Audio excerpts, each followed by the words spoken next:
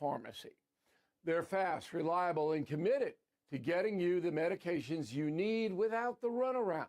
When everyone around you is sick and you know you have to be prepared, or when you don't want to wait in line for maintenance meds, you absolutely need All Family Pharmacy.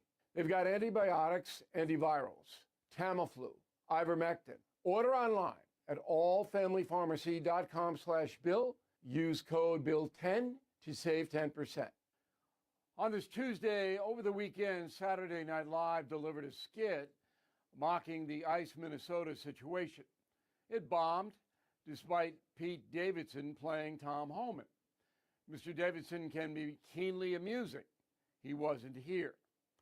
That's because some things are not funny, like 2 dead protesters, an insurrection against the United States of America, sanctuary protections for brutal foreign criminals. Let me repeat, those things have no amusement potential. Neither does the dangerous open border policy imposed by President Biden, or Trump officials not accurately describing violent confrontations, or dishonest media people using death to advance transparent ideological beliefs. Not funny. Sharp satire is badly needed in the USA. It can bring relief and clarity. But real-time joke-making about dangerous situations is a fool's errand, as the old saying goes.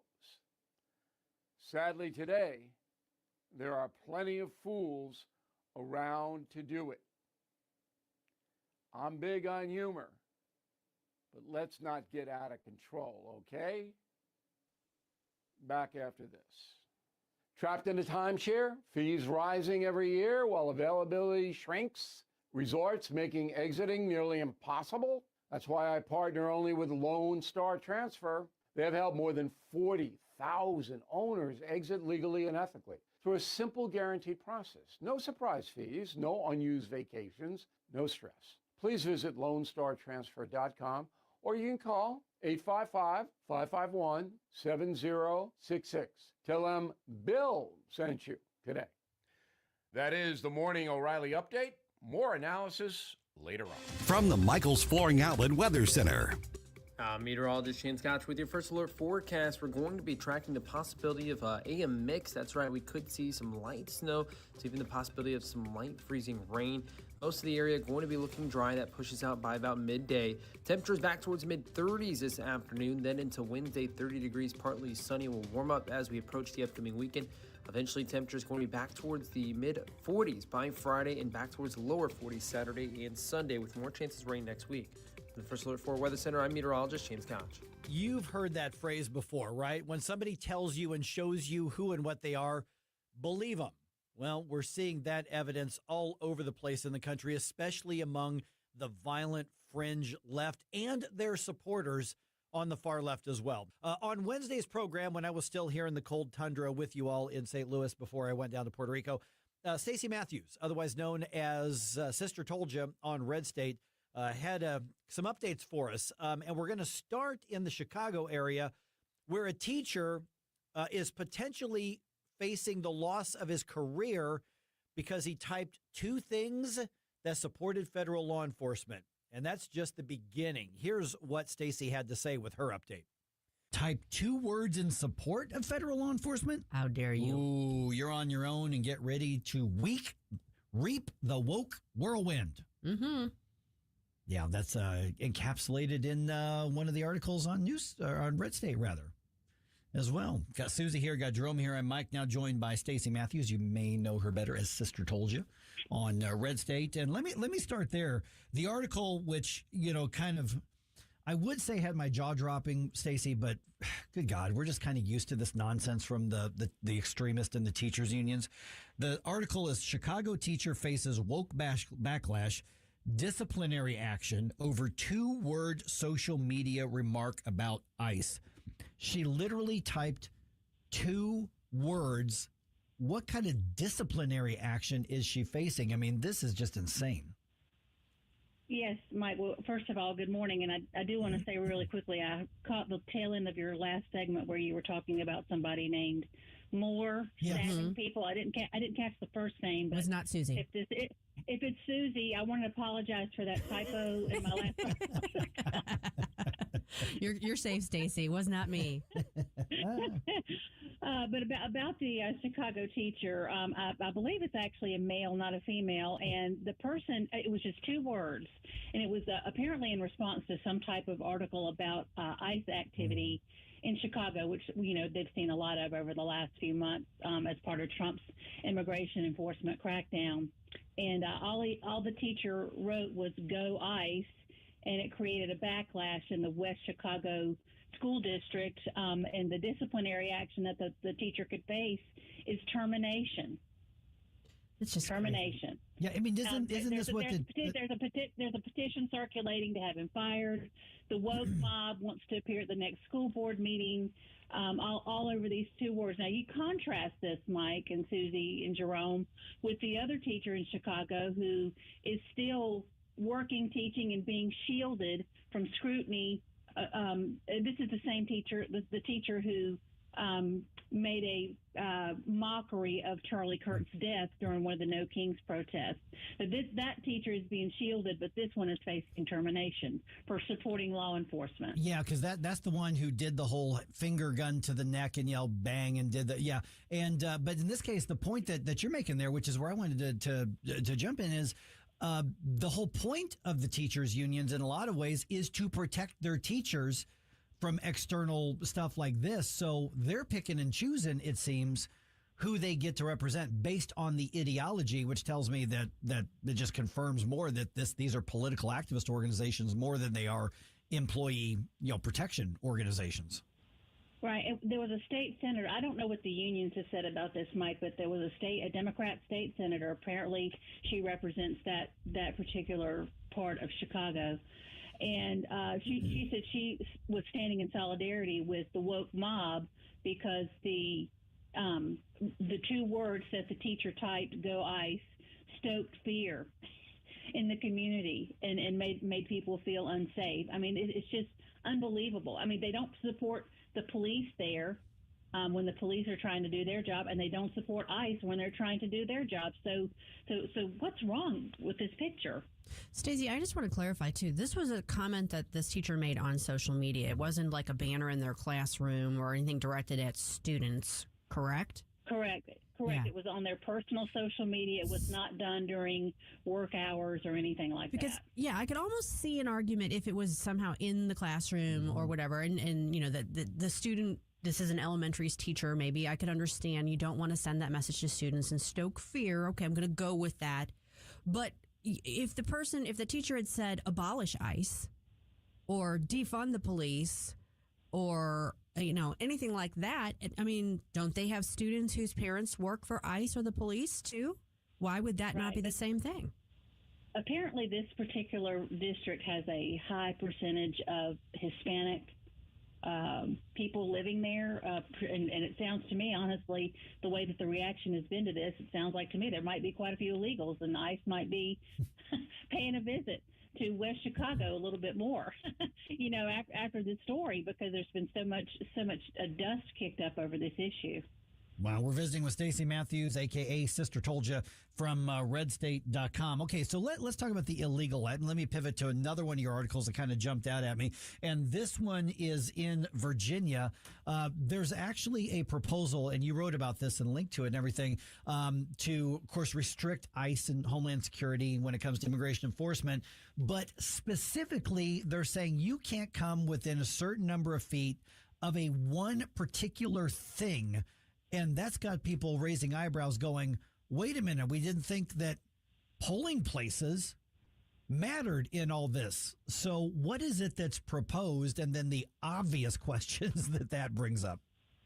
Well, Mike, we've had several instances over the last year alone of Democrats saying the quiet part out loud about illegals voting in elections. We've seen it with Gavin Newsom In California, that's a more glaring example. But in Virginia, there's a Democrat delegate named Alfonso Lopez, and he introduced a bill, HB 1442, that seeks to prohibit federal immigration enforcement activity within 40 feet of polling places. And the thing about it is that if illegal immigrants are not supposed to be able to vote, which Democrats keep telling us is the case, and it actually is the case, then why do they have to have this legislation? Where's the supposed need for this legislation? Stacey, did he have any explanation that offered for that? Do we have any sense of what was motivating this? Well, I think it's pretty obvious. I've checked for a statement from him, and I haven't found anything. But let me just read what the summary of it is. It says elections, polling places, prohibited activities, acts in furtherance of immigration laws, prohibits any person from performing any act for the purpose in furtherance of immigration enforcement within 40 feet of any building, a polling place, a meeting place for the local electoral board, or the place where the recounts are held. So I think it's pretty obvious here, what's going on. But again, no one seems to want to answer the question. If illegals can't vote, then why is this legislation needed? And a Republican delegate, Ann Farrell, she said that they were shocked at the brazenness of the bill. And she said, first, states can't restrict the actions of the federal government. But more importantly, what's the purpose behind this bill? Democrats tell us illegal aliens aren't voting. It's quite a coincidence. Right. I mean, this is to say it's an unforced error would be an understatement, Stacey, but it's almost like a circus level unforced error. I mean, this is clown show stuff. Did nobody in the Democratic caucus go, hey, we may be opening ourselves up for something here? Well, the thing is, too, Mike, and you have to remember Abigail Spanberger's actions the very first day she was in office, one of her very first actions was to end cooperation between Virginia and ICE. So this builds on that premise. That ICE is not to be trusted, that we are going to side with illegal immigrants in our community over American citizens. And I think that's the message that Republicans need to be better at getting out there. You see different, opinions about deportations and some of the other ICE activities, but we have to remember that the reason that all of this is going on is because Democrats have chosen in certain parts of the country, blue states in particular, to not cooperate with federal immigration enforcement on detainers for criminal illegal immigrants. They are protecting criminal illegal immigrants over their own citizens, and that needs to be amplified from Republicans from here until Election Day, because we need to take back control of the narrative about this. Stacey, with Spanberger in charge and the supermajority that the Democrats have in the Virginia legislature now, I think we're going to see lots more craziness coming out of Virginia. But you also had an article up yesterday with some good news that they may not get their way on something that's really critical to the upcoming midterms.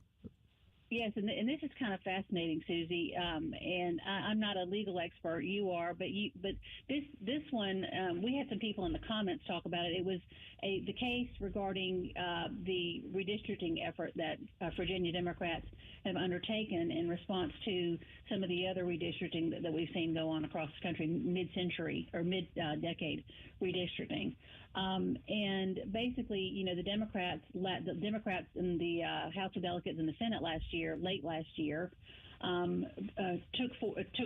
went forward with a plan to put a constitutional amendment on a ballot, which they were going to do. It was originally set for April of this year, for citizens to vote on whether or not they would allow the House of Delegates and the Senate to redraw the maps to give Democrats a big advantage in the 2026 midterms in Virginia.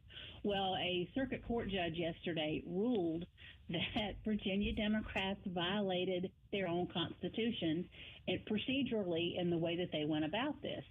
And it was interesting. There were some commenters at redstate.com who are familiar with the Virginia Constitution, and they said that this ruling to them was a no-brainer and that they would not be surprised if the Virginia Supreme Court upheld the ruling. And so, Stacey, from there, obviously, with the appeals process, does that mean that they do not have time to do that gerrymandering before the next midterm, or is there still a chance they can try it again and get it done in time? If these rulings are upheld, then they will not be able to do this before the midterms. In fact, they would not be able to do it again until 2027, which is their next off-year election. And how So this many? would- How much of a swing in congressional seats, for instance, would that have accounted for? It would be, if I remember correctly, Mike, it would be 4. That's more than the margin right now. Yeah, that's right, important. right. I think it would basically give Virginia one Republican Congress member, and the rest would be. I think it's 9-1 or 10-1. I can't remember the amount of districts they have there, but I believe it was either 9. It would give Virginia Democrats either 9-1 or 10-1 advantage. All right, and of course, what's in the cooker for today as well? What's in the cooker? Oh, goodness, there's going to be more on Minnesota. We're still hearing about that and learning about what has happened between Tom Homan and Mayor Fry and Tim Walz, and that's obviously going to be the big story today. And redstate.com. We'll talk to you again soon. Stacey, thanks so much. Thank you, Mike. Thanks, Stacey. And as always, just make sure you're checking out redstate.com there. All right, Susie's going to be in at 6 o'clock. I've got an update for you here in just a couple of minutes with Jerome right here on 101.9 and 94.1 News Talk STL. News, analysis, opinion. He should pick up the phone and he should say that he will cooperate with this president, making Minnesota safer. We know there's organized groups. We know there's funding. Who's inciting the violence? 101.9 and 94.1 News Talk STL. 1949, the last time a Republican held the top post in St. Louis City. A gallon of milk was 84 cents and streetcars ran down Grand Avenue. Unfortunately, St. Louis City streets are no longer the epicenter of family and business life. In the 80 years of Democrat control, our city has been on a steady decline. Hello, Kirk Ilsinger, chairman of the Republican Party for the city of St. Louis, and we believe it is our duty to provide a different path forward. I invite you to our meetings the first Thursday of every month. Learn more at stl-gop.com. Paid for by St. Louis City Republican PAC. Curtis Farber, Treasurer. The world's best athletes, the biggest stage, the thrill of competition. News Talk STL brings you Winter Game updates 4 times every weekday, starting February 9th. Get the latest results, medal counts, and top stories from the games. Stay connected to all the action as our athletes go for the gold. Brought to you by Corel Roofing and Best Buy Flooring. Details at NewsTalkSTL.com. If you turned 65 recently like me, it's important you find a Medicare Advantage plan that gives you the coverage you're looking for. But finding one can be difficult. The best thing I did, and I suggest you do the same, is call a licensed insurance agent and let them walk you through your Medicare Advantage plan options. There are so many benefits you have access to, so make the call now and let the representatives explain everything to you. Our licensed insurance agents can offer you a variety of Medicare Advantage plans. Plus, the call is free, the information is free, and there's no obligation to enroll. We're here to make it easy for you to select a Medicare Advantage plan that may work for your needs.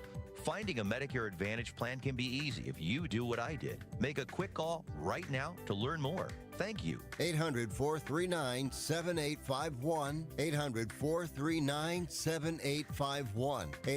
800-439-7851. That's 800-439-7851. Is diabetes keeping you from enjoying life's special moments? At U.S. Med, we understand the challenges you face, and we're here to help. With U.S. Med, I can finally manage my diabetes without it managing me. U.S. Med offers a wide range of services to simplify your diabetes care. Personalized care plans, convenient access to cutting-edge diabetes tech, and knowledgeable support. Plus, we'll check your insurance so your diabetes care may be covered at little or no cost to you. With U.S. Med, I feel confident and control of my diabetes. I can finally live my life to the fullest. Don't let diabetes hold you back. Choose U.S. Med and experience better birthdays, better adventures, better anniversaries, and better everything. Call now. U.S. Med.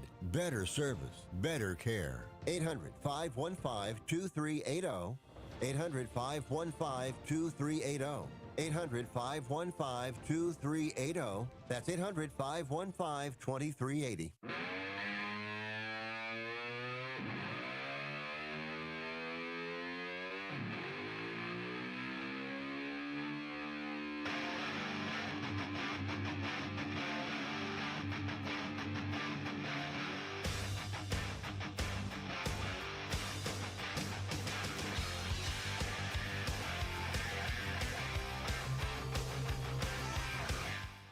Get up, St. Louis. It's Mike Ferguson in the morning. All right, a former high school coach now in jail. What? Yeah, it's not good. Wow. Also, big talk again from the Trump administration over the Epstein case, but at the same time, also kind of dismissive talk over the Epstein case. Very much so. I got a little bit of that in the news dump here in just a little bit. That's coming up here at top of the hour here. So, all right, a lot of been an eventful few days, obviously for me. Let me grab my. Yeah, I was going to say, it's actually really weird having you back on your own show now. Right. Exactly. So I leave for a few days, and the government partially shuts down again. Yep. I mean, I just can't leave things in place, and then I go, and then look what happens. Maybe they shut down the government so they could all watch you play baseball. That's right. Yes, and it's cold here still. Yeah. I mean, come on, I was gone for like 5 days. That was plenty of time, St. Louis, to get rid of this cold weather. You're going to go from sunburn to frostbite in 3 days. Well, it was funny because my teammates, basically what a lot of us did is we just got Airbnbs, and we all, like 4 of my teammates and I, split an Airbnb in a town called Carolina, which I had mispronounced Carolina for a couple days until somebody finally said, no, it's actually Carolina. And, we had this Airbnb, and we all were on the same flight back yesterday from Puerto Rico. And so we leave at like 5:30 in the morning local time, Atlantic time out there. And, it's 78 degrees. Mm-hmm. We land here and it's 29, which is, obviously better than it was when we left, when it was, negative stupid below zero. And we're walking off the plane and we're looking at each other going, I'm not sure about this life choice. We were literally just in a tropical climate hours ago, and here we are. Did you have a moment where you're like, what are the people that are stranded on desert islands complaining about? That was amazing. I did get a good tan, and oh my goodness. It was a great trip. And I will say that I'm going to just admit to everybody right now, I am behind on the news. Because all of us, and we had this really kind of wide variety of just in the house that we were in.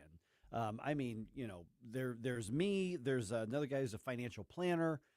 There's another guy who is a teachers union representative in Illinois, so he's far left, but one of my best friends on the team. We've also got, a guy who works at his church, and then a principal, one of the area middle schools. Here on the Missouri side, principal of one of the middle schools. So we had this like wide variety, and I'm just really glad that nobody was rolling our camera phones, because we'd all be in trouble. I mean, it was a lot of fun, and I'll kind of touch on a few of the things because I'd never been to Puerto Rico before. Unfortunately, we had some rain move through at the end of the week. So the last part of the tournament got canceled because I guess the rains overnight just soaked everything, and the fields couldn't get, or that's what they said. We're not really sure exactly why they were canceled, but there was a lot of rain, and so bottom line is our goal was to make the playoffs. Well, had the playoffs been played, Team Missouri would have made the playoffs. We probably would have been the 3rd seed of the 4 teams. But we would have made the playoffs, but we just didn't get a chance to play in the playoffs. And you're not just saying that as an excuse because you got swept so badly. That it's more beneficial to say, oh, we got rained out, than to actually talk about the score that you lost by. No? Well, I mean, okay, so we won 2 games, the first 2 games, and the second game we cleaned Philadelphia's clock. I mean, we just thumped them, and then we lost to Puerto Rico. And I mean, well, that's expected. Oh my gosh, those guys were amazing. Yeah. And then we just fell apart playing Chicago. I mean, we just did not, we just didn't play well. And so we ended up losing that game. So that was 2-2. We did not get a chance to play Colorado because that was one of the games right out. But then they just said, okay, everybody got 4 of the 5 games in. So we're just going to base it on those standings, and then when the runs scored and allowed and all that kind of stuff. And so they had set the playoffs for Sunday, and we had qualified for the playoffs. And so we would have at least been able to compete for the playoffs to see, where we would have gone. My guess is that I think we could have won our first round game, and we probably would have met Puerto Rico in the championship, which I I don't know about our chances in that one, but it was a lot of fun, and we'll kind of touch on a lot of interesting experiences, not just baseball. So a lot of interesting stuff. So we could touch on some of it. Anybody's got any questions? Shoot them my way here. Okay, last minute or so we've got here. Another Epstein file dump on Friday. I guess it was. I had already, like I said, I was already playing baseball. I was unplugged. We were out, having food and drinks and all that kind of stuff. So like 1 million documents or something like that. 3 million. 3 million on a Friday, which is when you dump it, en masse. Which these, by the way, were supposed to have been released a month or two ago by law. Yeah. So I have not read up on those. I know you've caught up on that a lot more than I have. What do we know and what do we still not know? I mean, 3 million pages, there's no way anybody's been able to go through those. So there were instances of tip reports which have not been validated or not confirmed or denied, Right. but just somebody leaving a tip or making a complaint or something that are Which you included. cannot assume that means guilt. But there are a lot of emails. You can go to justice.gov/Epstein. It's going to ask you if you're a robot. It's going to ask you if you're 18, so you can view the stuff, and you can actually keyword to type in certain things. There's a lot of really dark things in there. It's I was expecting it to be bad. I was not quite expecting it to be this bad, and it. Quite frankly, President Trump's response to it has even gotten me even more upset about that. Yeah, so you got part of that because yeah. I haven't heard this clip yet. What was it? Because he was asked about it. What did he say? Essentially, he said that the DOJ's got better things to do than worry about this. And so, given the fact that we still don't have all the verification and validation for what's real and what's not, you would think that when torture and murder are being listed as in these files, that maybe they'd want to take a deeper look into that and hold people accountable. Yeah, I want to. That's pull up that clip and have it ready for the news dump. We'll go to that here in a couple minutes.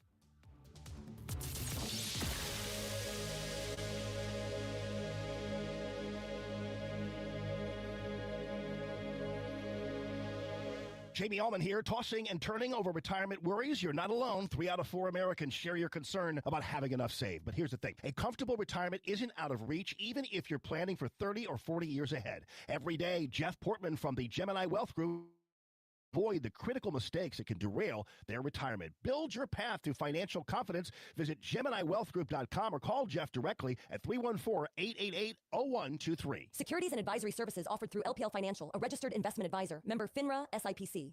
I'm Dr. TJ, owner of the Institute of Natural Health, co-owner of Optimal Nutraceuticals, and the host of Wellness One. Wellness One is designed to cut through the nonsense and provide you common sense science-based information regarding health and wellness. On the show, we discuss topics like thyroid health, gut health, hormone optimization, and many others. Our show airs Saturdays at 10 a.m. and 2 p.m. and Sundays at 11 a.m. and 3 p.m. right here on NewsTalkSTL. And you can visit us at INHSTL.com. That's INHSTL.com. The Vic Porcelli Show. It is an honor and a privilege to have U.S. Senator Eric Schmidt. Hey, I have to tell you, I don't know if I've ever told you this. In the 90s, when would this have been? Mid-90s. Yeah. And I was I worked at Grant's Farm, and I had a couple other jobs. In the afternoon, I would often hear and listen to Porcelli's Deli on the radio. Thank you so much. Thank you for listening. Thank you for making me feel older than I already feel. That's just great. Vic Porcelli, live and local, weekday mornings at 9 on News Talk STL. Why leave your company's story to chance? In today's digital world, video content isn't just an option. It's essential for your success. At Blue Ocean Media Group, we've spent decades crafting compelling visual stories for businesses just like yours. From concept to completion, our award-winning team transforms your vision into powerful video content that connects with your audience and drives results. Don't trust your brand to amateurs. Partner with Blue Ocean Media Group. Visit BlueOceanMediaGroup.com today, and let's bring your story to life.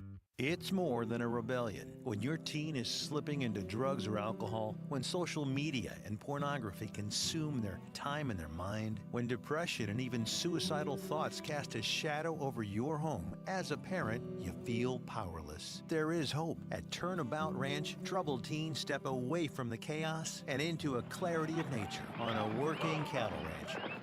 Care for horses, learn responsibility, build trust, and rediscover purpose. It isn't theory, it's real work, real therapy, real healing. Families from across the country have found transformation right here, just when they thought hope was gone. If your teen is struggling with addiction, harmful online behaviors, even weight management, call right now and get the help you all need. 800-219-2494. 800-219-2494. 800-219-2494. That's 800-219-2494. KLGY HD3 Clay, K270BW Bellefonte, KNBS Bowling Green. This is News Talk STL at 1019, 94.1, and always streaming at NewsTalkSTL.com. Hall. I'm Rich Thomason. Once again, a judge is blocking an action by the Trump administration. This time has to do with hundreds of thousands of Haitians facing deportation to their homeland. Temporary protected status has allowed roughly 350,000 Haitians to live and work in the U.S. It's a designation that can be granted by the Secretary of Homeland Security if conditions in a country are deemed unsafe for return due to natural disaster, political instability, or other dangers. Homeland Security says Haiti's TPS was granted following an earthquake that took place over 15 years ago. It was set to end Tuesday after Secretary Christine Nome determined conditions had improved and Haiti was now safe. Correspondent Ben Thomas says a judge is ordering the protected status to remain in place. Apparently, the Clintons have had a change of heart. Bill and Hillary Clinton now say they will testify in a House investigation focusing on the late convicted sex offender Jeffrey Epstein. The Iranian president directing the country's foreign minister to seek talks with the U.S. This move by Masoud Pezeshkian comes as tensions are very high between Washington and Tehran. That's because of Iran's bloody crackdown on nationwide protests last month that are believed to have killed thousands of people. Now, Pezeshkian said he had ordered Iranian Foreign Minister Abbas Araghchi to have these talks. He said that they would be conducted if they could be in a fair manner and in a site that would be also fair to the Iranians. Correspondent John Gambrell. President Trump has announced a big new trade and tariffs deal with India. As part of that deal, Mr. Trump says that India has agreed to stop buying oil from Russia. Watching Wall Street this morning, the Dow futures are down 58 points, while the NASDAQ futures 95 points higher. S&P futures better by 6 points. More on these stories, townhall.com. Attention investors, this affects you. Silver prices are exploding, with silver exceeding $100 a troy ounce for the first time. Call Advantage Gold at 800-900-8000 to get our free gold and silver investment guide. Plus, you'll also receive a free copy of economist Ken Rogoff's book, Our Dollar, Your Problem, when you call now. Here's why it matters. Silver is a high liquidity, tangible, and affordable precious metal investment that serves as an industrial commodity and a store of value. It often outperforms gold during economic upturns. If you have an IRA or 401k, you can act now. Roll over a portion into a tax-advantaged gold and silver IRA backed by physical metals you actually own. Call Advantage Gold at 800-900-8000 and find out how you can get a tax and penalty-free rollover for a portion of your retirement funds for 2026. Results vary. Consult your financial advisor before investing. Call 800-900-8000. That's 800-900-8000. Call 800-900-8000. From the Michaels Flooring Outlet Weather Center. Meteorologist Shane Scotch with your first alert forecast. We're going to be tracking the possibility of AM mix. That's right, we could see some light snow, so even the possibility of some light freezing rain. Most of the area going to be looking dry. That pushes out by about midday. Temperatures back towards mid-30s this afternoon, then into Wednesday, 30 degrees, partly sunny. Will warm up as we approach the upcoming weekend. Eventually, temperatures going to be back towards the mid-40s by Friday and back towards the lower 40s Saturday and Sunday, with more chances of rain next week. The First Alert 4 Weather Center, I'm meteorologist James Couch. This hour of News Talk STL brought to you by Chris Cooper and Serenity Wealth Management. Discover little-known strategies that could be the difference between choosing the care you deserve or having someone else decide it for you. Get a free copy of Chris's book at SerenityLTC.com. If you're worried about losing your health insurance through Medicaid, we have great news for you. New government regulations have expanded the Affordable Care Act. And now, you may qualify to get health insurance for you and your family through the Affordable Care Act. Call now to learn if you qualify. We know the healthcare regulations regarding Medicaid, and we've helped thousands of people find quality, affordable health insurance. Plus, all our research is free to you. So call us. With just one call, we'll shop from hundreds of different insurance companies to find you the right affordable health insurance plan. So if you're worried about losing your Medicaid insurance, call right now. Speak with a licensed agent and find how you may qualify for a new health insurance plan. 800-479-0931. 800-479-0931. 800-479-0931. That's 800-479-0931. Paid for by the Health Insurance Hotline. Here's my problem. Completely agree with your sentiments. He talks about we're divided. Well, yeah, we are. And we need to wake up as a country and realize what's going on. 101.9 and 94.1. Number one for conservative talk. News Talk STL.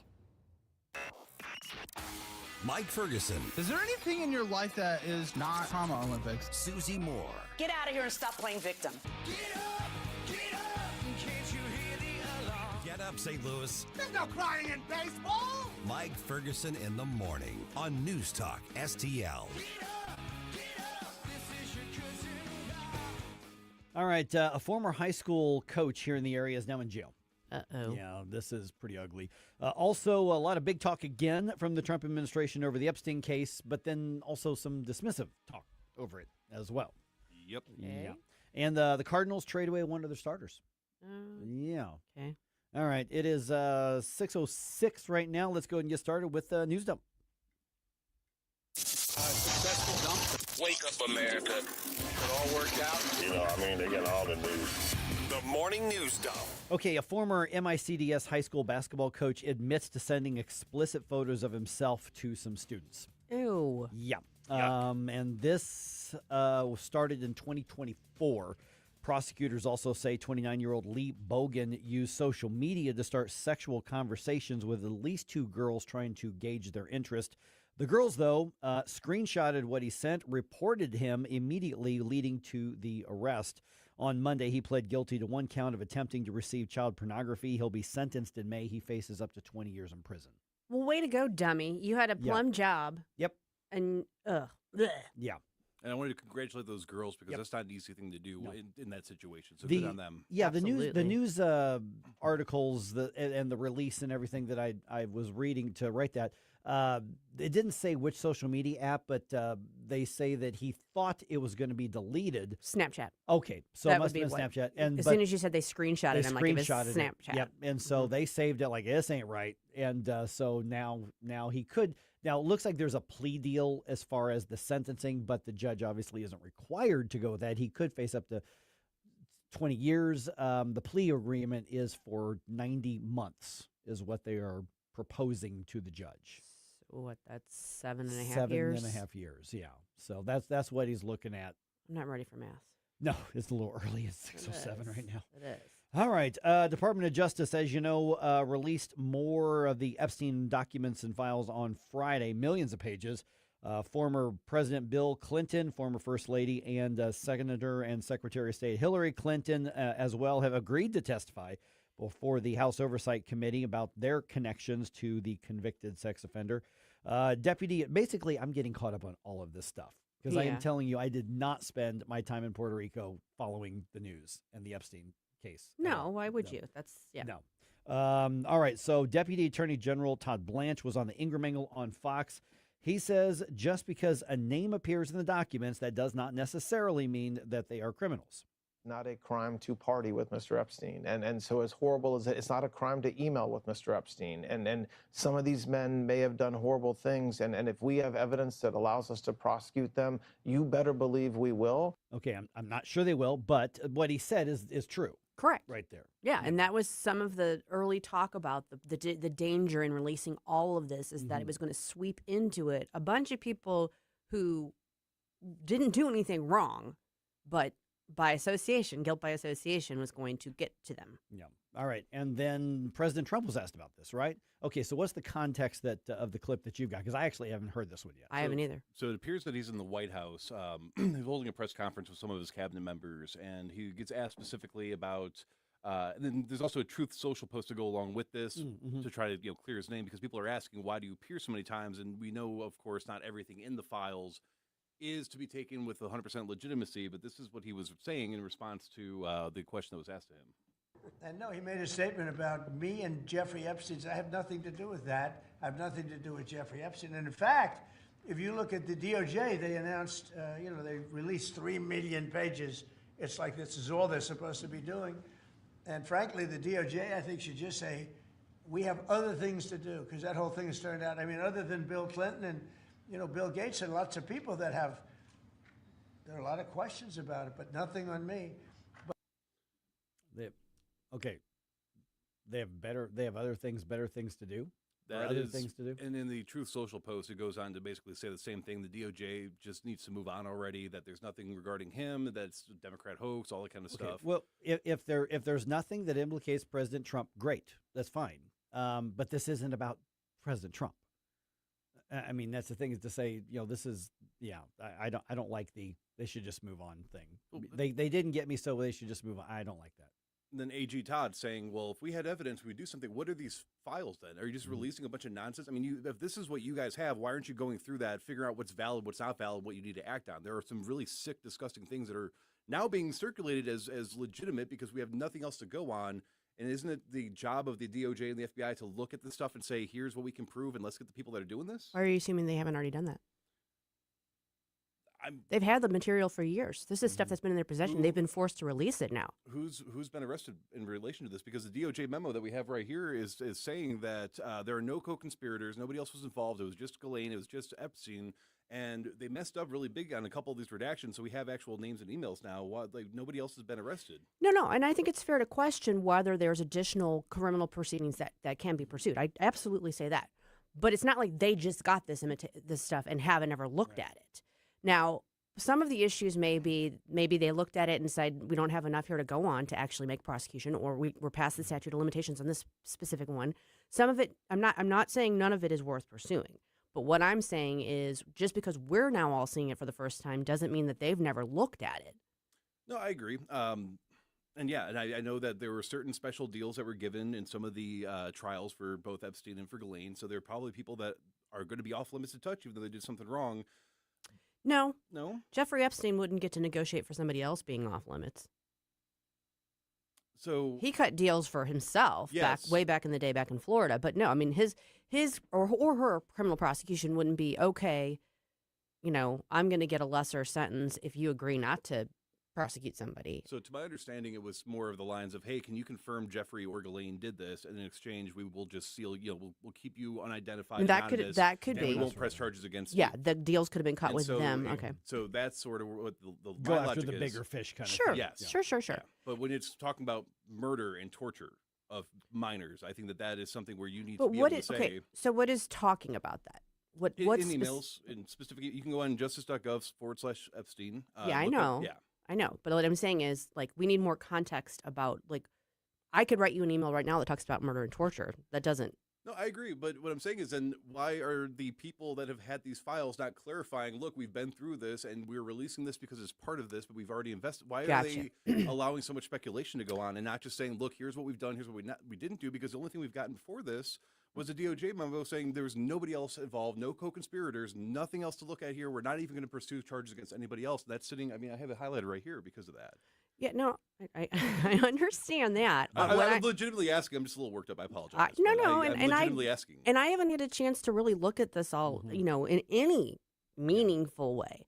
I completely understand the questions. I think my take on it is, you've got a humongous volume of information. Much of which has been, in one way or another, in the hands of federal law enforcement for a long time. My assumption, and maybe it's wrong, is that most of it has been looked at, and if there was something to go on, was, addressed. Yeah, there's a narrative as well saying there's just important, powerful people being protected. Right, and I think that goes to the heart of what I think has so many people, including Jerome, I'm not going to speak for him, understand probably worked up over so much of this. Yeah, and I think that's completely within bounds to be asking, who who benefited from this? Who Right. was this stuff going on? But for instance, murder, torture, that's obviously more serious even than exploiting young ladies for, inappropriate massages and stuff like that. So what I'm trying to get at is where is that coming up in context? Like who's emailing about that and what are they saying? So it's from jeevacations@gmail.com is confirmed to be one of his specifically Epstein's for the sake of this stuff, and it's him saying, "Hey, there's one specifically that says." Hope you're okay. By the way, I love the torture video. There are other times where he's mentioning what are code words. If you are familiar with the dark web and their terminology, code words for specific I'm not. time. Okay, Yeah, I am because I've actually been involved in trying to help take down some of these groups. You got to be our dark web whisperer. Yes. Then. So point being is that these are not commonly used phrases that would innocently be used between friends in an email. These are specific types of things you would use to search for this kind of content, and some of them are code words for what's called snuff films, Sure. and those Okay. are that's where somebody's actually killed for Right. pleasure purposes. Right, yeah. So it's not so it's very much that sort of thing. These are being sent from and sometimes to jeevacations@gmail.com. And we don't know who they're with. They messed up the redaction, so there are a couple names that have previously been identified before this, but they completely denied it. So I can't remember her name. I don't want to say anybody's name wrong, so I'll look that up during the break. No, I get but that. Yeah. Point being is that there are Our people, lawyers thank you for that. Yes, by the way, yes. So we take journalistic accuracy, very important. But It is important. But there are people that they messed up the redactions of, and so Okay. you can look into them and see that they've been either accused by other victims or that they have been tangentially related to this case for a while now, and we are now seeing emails that are supposedly, how are we supposed to know if they're real emails or not, if not for the DOJ, because they're saying that some of the tips could be wrong, and they're saying that some of this information is not all going to be verified and validated. Sure. But it's just, it's concerning, to say the No, least. every time we get a big dump, it just means there's more that we know that we don't know. Totally get Yeah. that. And I'm not trying to dismiss it in any way. I'm just Right. trying to get my brain around what Right. exactly we're dealing with here. Okay, couple quick notes here. Brendan Donovan not going to be back as a Cardinal. Oh. Yeah, he's been traded to the Mariners as part of a three-way deal that includes the Mariners, the Cardinals, and the Tampa Bay Rays. Okay. ESPN is reporting that the Cardinals are going to get 3 prospects in total and some draft picks as part of that trade. Okay. Also, the 19th ranked Billikens. Wow. They have cracked the top Moving 20 on in up. the country. 19th ranked Billikens are on the road tonight. They're going to be in North Carolina to take on Davidson College. There's a place called Davidson College in North Carolina. I didn't know that until this morning. Tip-off is at 8 o'clock. That game's going to be on CBS Sports Network. SLU 21-1. Woo! Wow.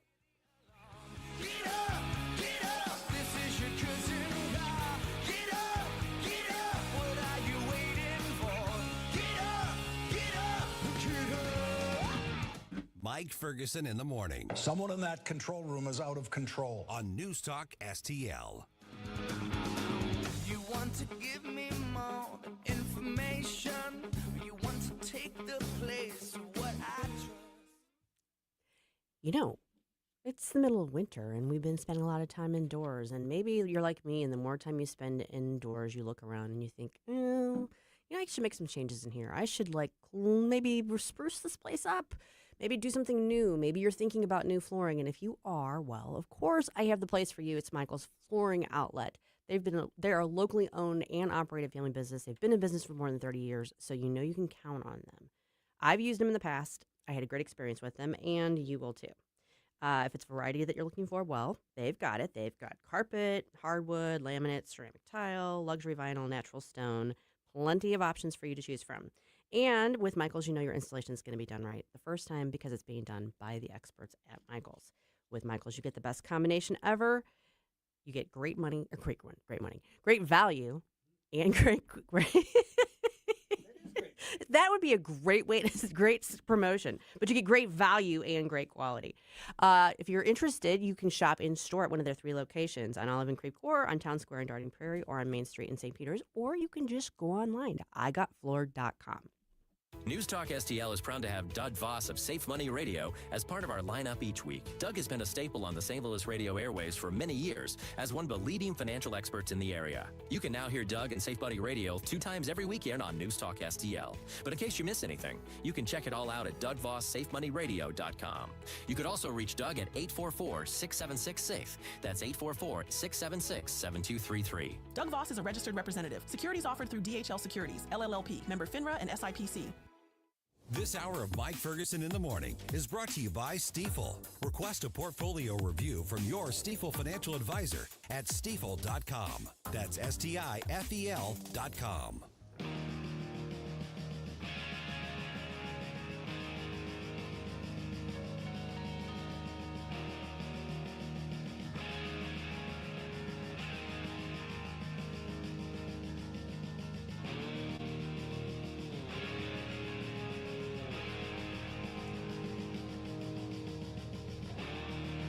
Hey, this is Carl Higbee, host of Frontline on Newsmax TV, and you're listening to Mike Ferguson in the Morning on News Talk STL. All right, I'm back. Yay! It's cold. Yes, it is. Not yay. Just say Actually, the past 2 days have felt nice out. I was, and I'll talk about this conversation I had with this woman I was seated next to on the plane the other day, or yesterday actually, and we were looking at the weather thing when we landed, and it said like 29 degrees, and she's like, oh my goodness, because she lives in Florida. And yeah. I went, oh, I said, actually 29, 30 degrees, that we're fine with that. Right. That's sweatshirt weather. Exactly. Right here, now it is, yeah, because we're used to that and bitter cold. That's what was funny is our first game at Bayuk,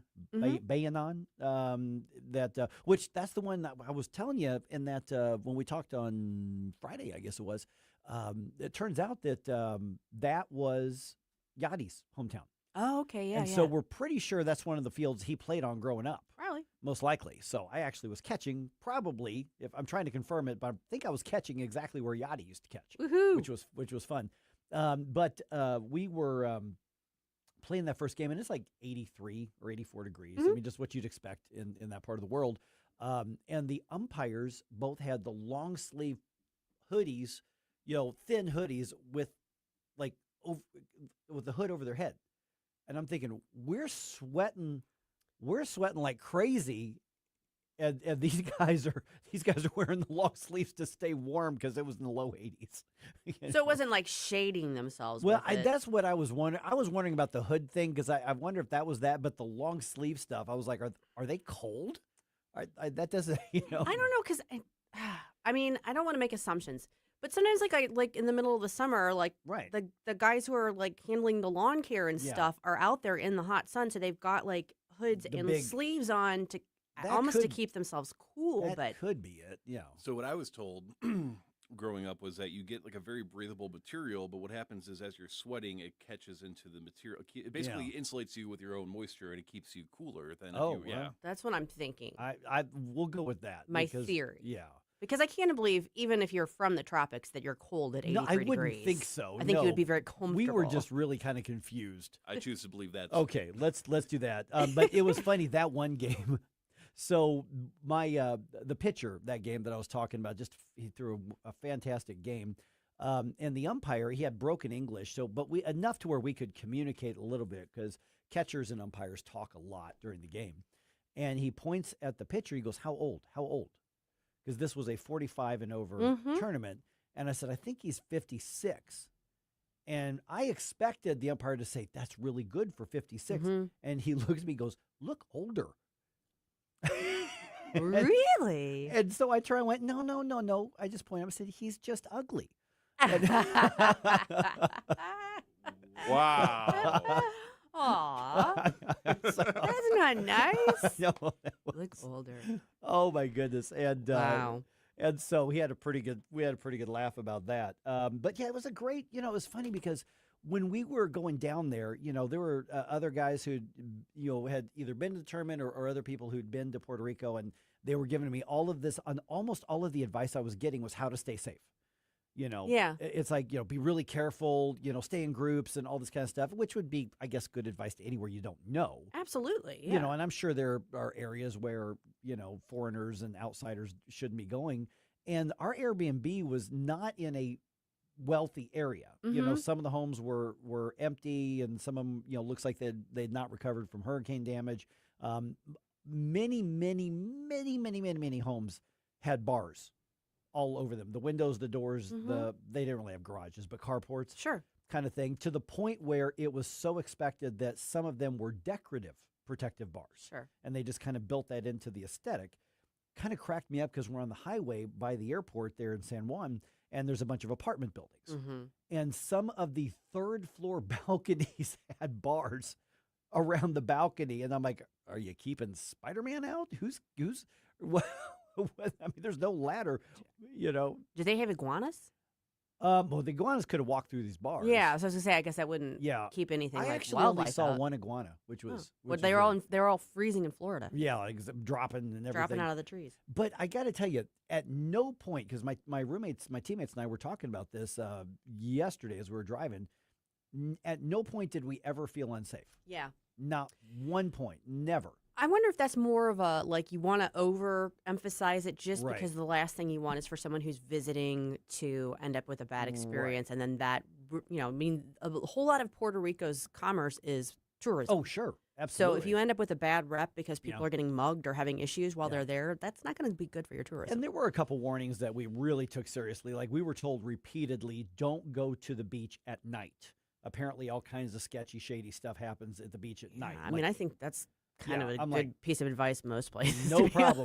We went in the daytime and had a great time swimming in the ocean and the pina colada cart that was out there on the beach and the bar that was across the way Do you there. like pina coladas and getting caught in the rain? That's right. Sorry. The funny part is, like, I'm not really a pina colada guy. No, but when in Puerto Rico, you just kind of have to. And so when in San Juan. I did. It's like whenever I go to Florida, I regardless of what meal it is, if they have key lime pie, I feel like I'm supposed to eat the key lime pie. Oh, come on, Mike. You do not limit that to Florida. That's true. But they have the real thing down there. Gotcha. But, and the beach was so much fun. We had a great time there. And you're not sunburned. I used a crap ton of sunscreen. We were kind of taking bets on whether or not I you don't, might be a little lobstery. Am I tanned at all? A little, you look like maybe you have a little bit of yeah, face. yeah. I mean, I was coating the sunscreen on me because it was my first time out in the sun, this year. Yeah. And also I wear all that gear, so I'm, True. But my experience was the people in Puerto Rico went out of their way to be friendly and welcoming, including when there was a language barrier. Yeah. They were very patient and they were very welcoming. And we heard "Welcome to Puerto Rico" so many times.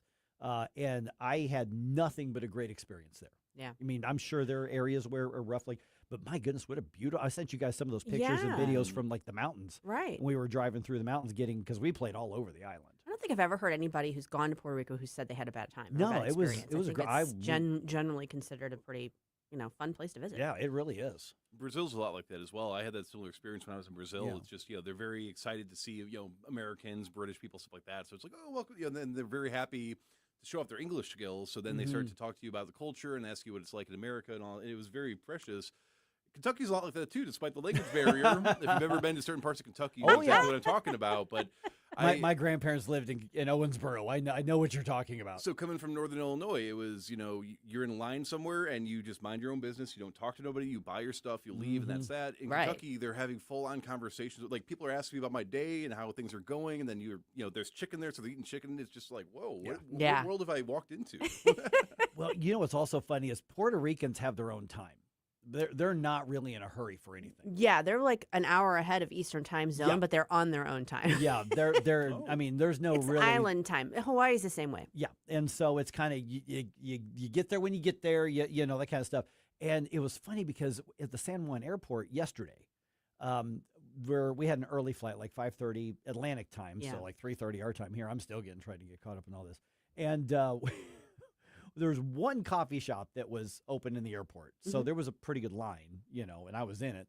And there were, I'd say probably a third of it were Americans, obviously Americans. Puerto Ricans are Americans, don't get me wrong. But like mainlanders. Mainlanders. And there was, so stereotypical. The older guy with the T-shirt tucked into the khaki pants and the bright white shoes, and that guy, friendly, Grandpa Fred. Exactly. So Grandpa Fred is up there ordering his coffee, and I think they were from Wisconsin based on what some of them were wearing. And so there's a line. He's there ordering his stuff from the gal doing the register, and some of his friends were not in line, just kind of standing on their side waiting for him. And he decides to do the old grandpa dad jokes and, making her smile.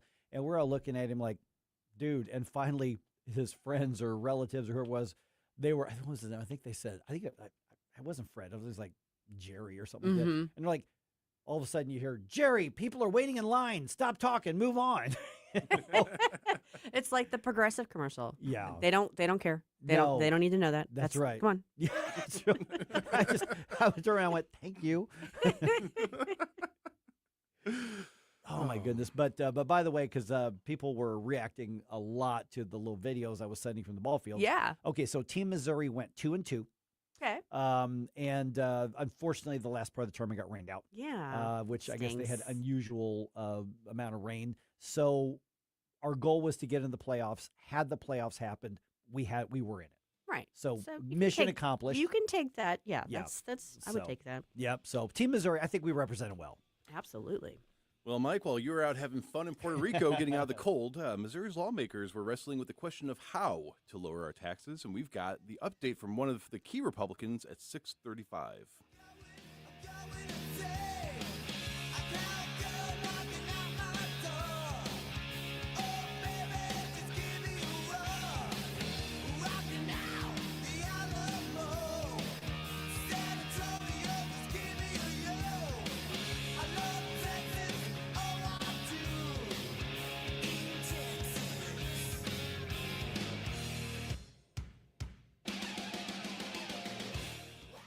All right, we're pretty close to that season where you say, just like Susie was talking about a little bit ago, all right, what are we going to upgrade on our home this year? And it's not even just about what's going to look nice, although that matters. Also, what's going to up the value and maybe even the protection around your home. And that's why I like to work with my friends at STL FenceWorks, STLFenceWorks.com. Mike Ferguson for STL FenceWorks. They will show you how to transform your home into a safe, stylish retreat through their fencing. They also have really practical stuff like guttering and things like that as well. But these fences, we're talking American-made materials, and we're talking long warranties. We're talking about materials that are going to last. A lot of people say, but I just want to get that wood fence. That looks great. Yes, a lot of them do. FenceWorks, STL FenceWorks' fences look phenomenal as well. But here's the thing. You get that wood and you say, look, that's a little bit cheaper. Except you've got to treat it, you got to stain it, and right away it now becomes more expensive, and you've got to go out from time to time and retreat it and restain it and then replace it because the insects or whatever gets through it. Not the case with STL FenceWorks. So they can turn a normal backyard into something that looks like an exclusive retreat just by the way they protect it. They've got flexible financing options. They've got personalized designs. They will cater it to your families and your home's needs. So STLFenceWorks.com. Go see what they can do as far as your decks and your fences. They've got examples of it right there on the website, STLFenceWorks.com. Tim Jones and Chris Arps in the afternoon.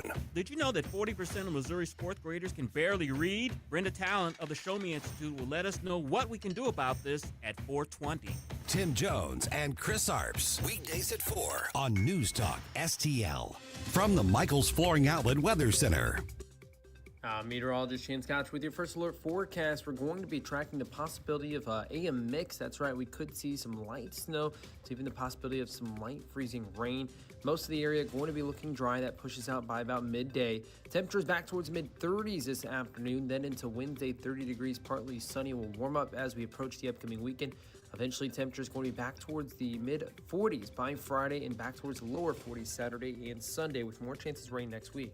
The First Alert 4 Weather Center, I'm meteorologist Shane Scotch. Hey, it's Vic Porcelli here with our great friend Chris Cooper from Serenity Wealth Management. Hi, Chris. How are you, Vic? I don't want to put anybody else down, but that when you go up and visit you at Serenity Wealth, your place looks like home. So a lot of financial advisory offices, they have, the big mahogany desk or the big marble entryways and things like that. The stock market channel on the TV when you walk in the door, right? That doesn't really drive a good conversation. Good financial guidance and advice starts with a good conversation. People are nervous. People are afraid to talk about finances, right? And so you can see a little standoffish. Well, my objective is to try to have a good, casual conversation. By having those conversations about life, goals, objectives, it's what makes me understand what our financials are supposed to fund. So if somebody does want to have a good conversation, how do they do that? How do they find you? Our website is the best way to do that because you can get all the information you need, understand where we are, get a little bit more information, all that. SerenityWealthNow.com. Reach out to Chris and Stacy today at SerenityWealthNow.com.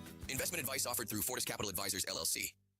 If you have a phone, you have a radio. Download the all-new News Talk STL app. Love the all-new NewsTalk STL app. On my way to work in the morning. Usually I'm in the car. I listen on the app in my car every morning going to work. Download the News Talk STL app and listen anytime, anywhere.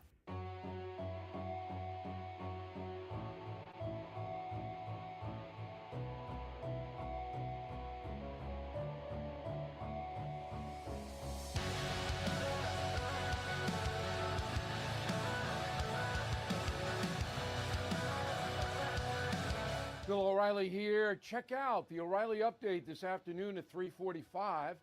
Right now, it's back to Mike Ferguson in the morning on News Talk STL. All right, Missouri's lawmakers making some progress on some key promises that, frankly, been made to all of us. Campaign, post-inauguration, so we've got a lot of ground to cover here. We're now joined by State Senator Curtis Trent, and we talked to Curtis on opening day as well. Hey, Curtis, let me start with what I guess the Democrats want to do as far as some roadblocks here, because really they don't have a lot of leverage, just numerically. Let's be honest about that. But they've gotten the governor's nominations for a bunch of appointments kind of involved in some of the leverage debates and the politics of it. So where does that stand right now? Because I know that there were some issues with some of these appointments, and this has to do with Democratic objections, and I don't get the feeling that it's necessarily about the people who have been nominated. Yes, that's right. I think that there's a lot of slowdown right now on just generally, not just appointments, but bills as well, and that has been the case since the beginning of session. And yeah, I think there's a pathway to work through that, over time here. But things certainly are a bit slower right now than perhaps you would normally see at the beginning of a session, at least on the floor. Committee work is still proceeding normally. Okay, now is this basically, or is this all about the tax reform, or are there other things they're trying to slow down? No, I think this is largely in response to how session ended last year, how some of the special sessions went. If folks remember, there's a lot of significant legislation that was passed, toward the end of last session on Proposition A, on Amendment 3. Issues like that, and so I think there's still some heartburn over those issues. Good morning, Curtis. This is Susie Moore. One of the big stories last week, of course, was the fact that the State of the Judiciary speech got called off. Can you speak to that a little bit? So for the listeners who aren't familiar with the issues, what happened there? Yeah, so last year there was a bill passed, Senate Bill 22. Which was a bill that basically put more authority in the hands of the Secretary of State to write ballot language, and when there's disputes over ballot language on issues, to put that process more in the hands of the Secretary of State. And the Supreme Court decided to strike that bill down as a violation of the original purpose clause of the Constitution, which is one of the procedural constitutional issues, and for folks out there whose eyes are glazing over right now, those are important constitutional provisions, how bills are passed through the legislature. But I think a lot of folks felt like this was a real departure from the court's previous doctrine on original purpose, and really created some questions about how the legislature will work through some of these issues going forward if this new standard is going to be universally applied to future bills. Yeah, and of course, we've also got the so-called Missouri plan for, selecting a lot of judges. And anytime you've got, controversial rulings like this, there are some people, and I'll be really honest, I'm warming up to the idea, I'm on board that we need to scrap the Missouri plan and come up with, something that maybe was more reflective of like what we do at the national level. Is that something the legislature, now I don't expect that that'd be something that you'd knock out in 1 year or anything like that, but is scrapping the Missouri plan something that the legislature at some point will look at? Well, there have been bills filed that would change how that plan works. And again, for those that are not familiar with it, basically for your appellate judges, your Supreme Court judges, there's a panel. Some of them are appointed by the governor. Some of the panelists are appointed by or are elected by lawyers. And that panel then selects the judges, which the governor gets to choose from to make appointments on those courts. And so, yeah, it has long been felt by some that there's a little bit of a disconnect between accountability to the public and how the judges are selected. And when you have rulings like this, it creates a lot of talk around whether or not that plan should be revisited. And usually, one of the suggested changes would be to have direct election of judges, like we do in most counties around the state, and do that for the appellate or at least for the Supreme Court judges as well. I think that probably will be discussed more this year than typically is.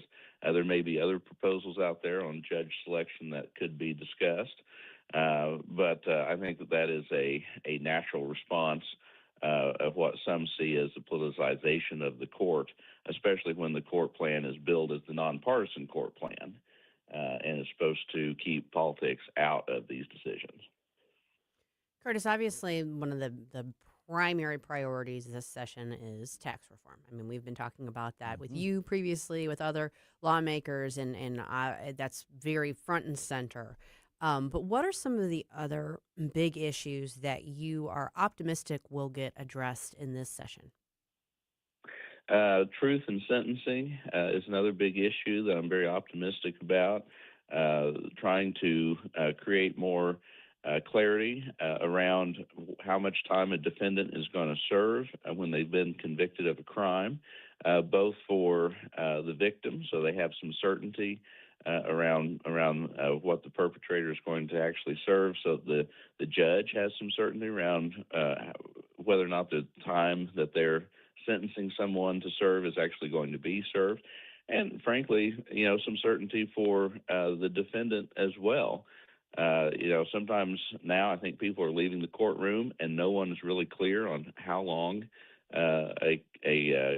someone who's been convicted is going to serve in jail, and it just creates a lot of heartache for victims, and it really decreases the deterrent value of the penalties that we're assessing on crimes.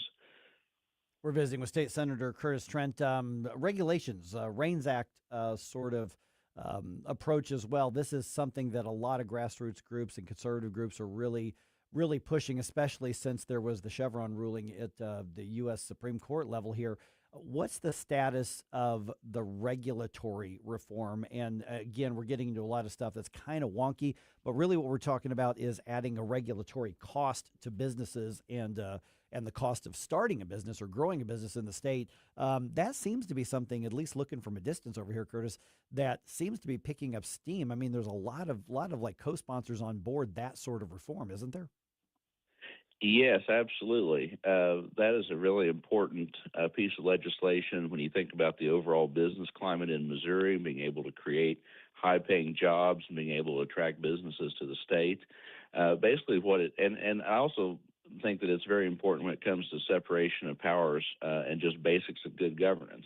So basically, what it does is it would require that regulations that have a certain amount of economic impact on business would have to return to the legislature and be approved by the legislature before they could go into effect. And the writing of regulations looks a lot like the writing of legislation. And that is really the proper domain of the legislature, not the executive branch, to may have the final approval on any kind of legislative action.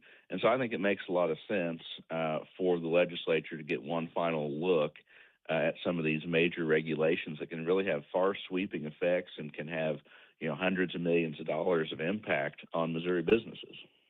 Curtis, you mentioned that committee work is moving along at a normal or expected pace. What are some of the bigger committee items or hearings that we can be keeping an eye on maybe this week or the following week?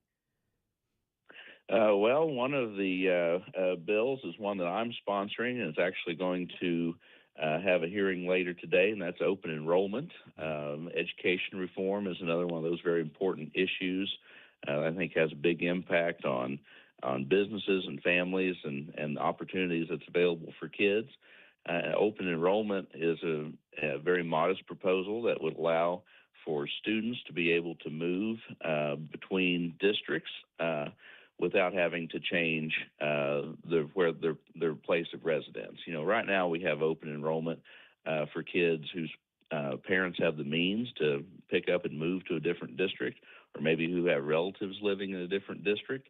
And that's really an option that I think should be available to kids of any means. Yeah, that's one of the things is with such an overwhelming Republican and an overwhelming conservative legislature, there's a lot of people who say, okay, we're taking baby steps and a little nibble out of the problem here on this, but oh my goodness, are we going to get to where we are a full-fledged school choice education freedom state in Missouri sooner rather than later, or is it just going to be these kind of baby steps? I think a lot of people really underestimate how powerful, especially in the rural areas, the teachers' unions and the school administrators are.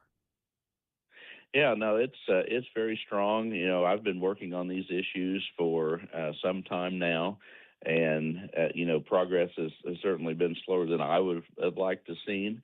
But I increasingly feel like the pressure is building to get some of these big reforms done, particularly on education. I'm a strong proponent of the voucher system where the money would follow the child and parents would have more control over their child's educational destiny. And you would create a market if you had a system of that nature where you would create all kinds of new educational opportunities, things around, you know, tutoring, and make homeschooling more accessible to many people. It would make other types of private schools accessible, and it would create educational products that don't even exist right now as entrepreneurs would enter that new market space and try to innovate in the education space. And that's really the dynamics that we need to not only give kids great opportunity, no matter what their circumstances are, but to also improve the quality of the public schools. Because I have a great deal of confidence that in a more competitive market, our public schools would excel and thrive in that environment too. So it's kind of, I believe it was New Mexico that went to a plan kind of like that. So is it kind of modeled after that, what you're talking about? Yeah, there have been other states that have done something similar to this, using Education Savings Account program, ESA program, and so yeah, those other states and the successes that they've seen are certainly inspiration for this. But as with everything, it always has a Missouri flavor. Of course. All right, State Senator Curtis Trent. Really appreciate the update, Curtis. Thanks so much. Great to be here. Thank you. Thanks, Curtis. Why are some college Republicans being investigated in Illinois? Because they're Republicans in Illinois? It's not quite that simple. But. Well, we've got the details on that in the news dump coming up at 6:50.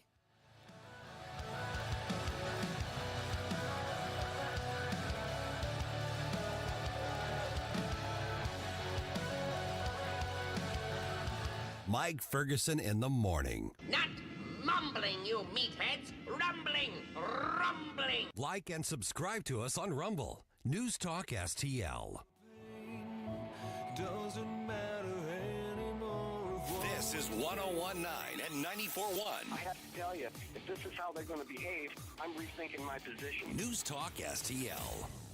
1949, the last time a Republican held the top post in St. Louis City. A gallon of milk was 84 cents, and streetcars ran down Grand Avenue. Unfortunately, St. Louis City streets are no longer the epicenter of family and business life. In the 80 years of Democrat control, our city has been on a steady decline. Hello, Kirk Ilsinger, chairman of the Republican Party for the city of St. Louis, and we believe it is our duty to provide a different path forward. I invite you to our meetings the first Thursday of every month. Learn more at stl-gop.com.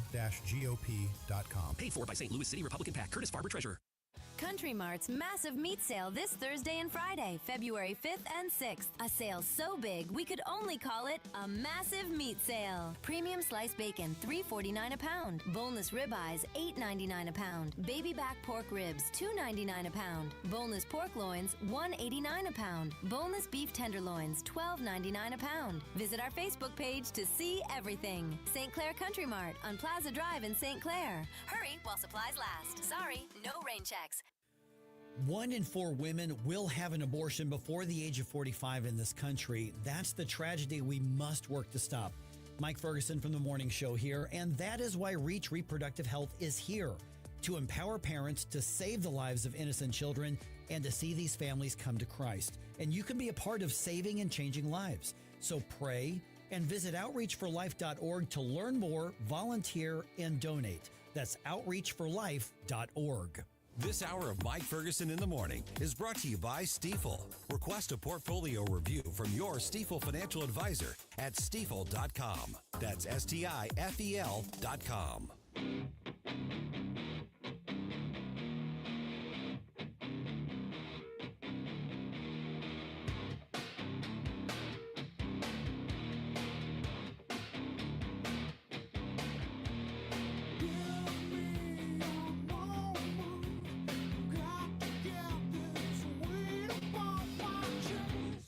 Good morning, Missouri. It's your boy, Joe Pags. I'll talk to you tonight at 10. But right now, let's get back to Mike Ferguson in the morning.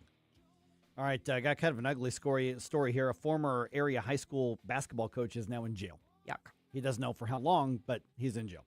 Also, Trump administration giving some big talk about the Epstein case when asked about that. And Cardinals trade away one of their starters, and the Billikens back on the court tonight with some national coverage. Wow. As they should. They're now a top 20 team in the country. All right, 6:50 right now. Let's do another news dump. Successful dump. Wake up, America. It all worked out. They get all the news. The Morning News Dump. Okay, a former MICDS high school basketball coach admits to sending explicit photos of himself to some students. What a dummy. This is gross. And on top of that, but just absolutely. ugh. Yeah, this apparently started in 2024. Prosecutors say 29-year-old Lee Bogan used social media to start sexual conversations with at least 2 girls. The reports and the prosecutors say he was trying to gauge the interest of multiple students in either a romantic or just an outright sexual relationship. How about no? Yeah. So the girls, though, instead, what happened is they screenshot the photos that he sent, reported him, and that led to the arrest. Girls. Yes. Smart girls. Good Very on them. good. Yep. On Monday, Bogan pled guilty in federal court to 1 count of attempting to receive child pornography. He's going to be sentenced in May. He could face up to 20 years in prison. The plea deal that is being submitted is 90 months in prison. So what he gets remains to be seen. It's early May. He's going to be sentenced. Okay. Well, hopefully he goes away for a long time. Yes. Don't do that. No. Don't do that. And here's the. One, I don't get it. But 2, who on earth thinks you're going to get away with that in today's digital world? Somebody who's dumb. This is my point. Yes. Not only creepy, but dumb. Well, or somebody that's gotten away with doing this in the past. Well, that's an unfortunate problem. Well, because they're looking at his previous employment. Yeah. Well, there was one of the teachers a few months ago that was a principal. It was a principal, and he ended up being arrested, and they went back and traced his previous employment. I don't want to say because I think I remember which school it was, but it turns out that he had a pattern of this.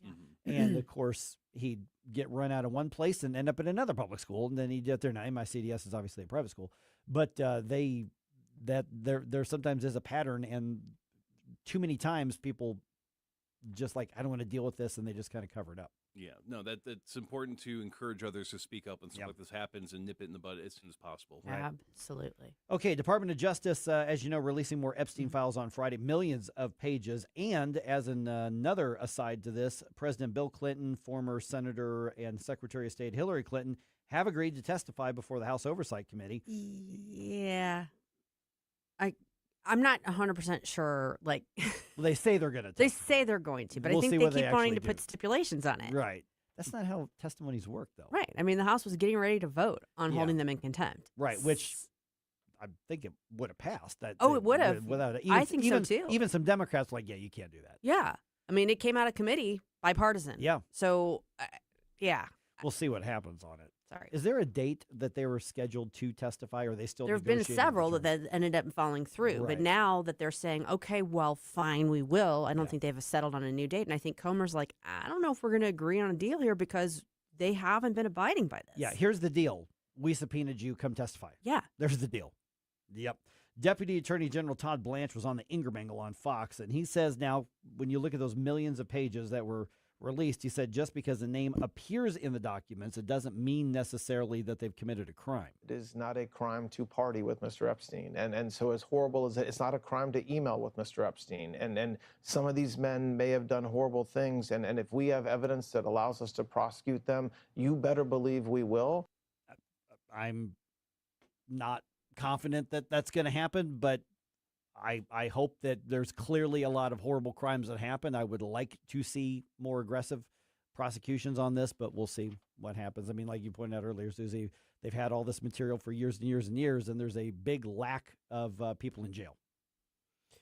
Yeah. So that could mean a couple of different things. That could mean that there's been a big cover-up and powerful people have been protected. Cannot rule that out. It could also mean, at least in some instances, that maybe there was something to go on and they investigated it and they couldn't turn it into something that they could actually follow up on and prosecute. Sometimes you get, a little piece of information, but it's not enough to actually proceed with the prosecution.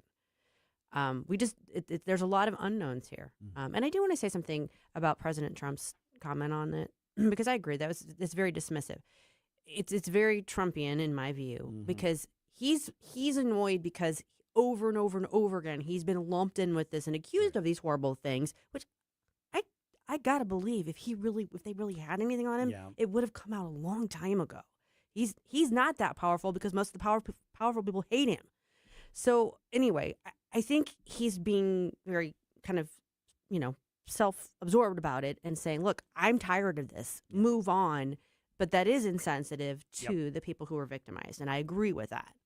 All right, a chapter of a conservative college group at the University of Illinois, we're talking in Champaign, is under a Title VI investigation over a social media post about Alex Preddy's death.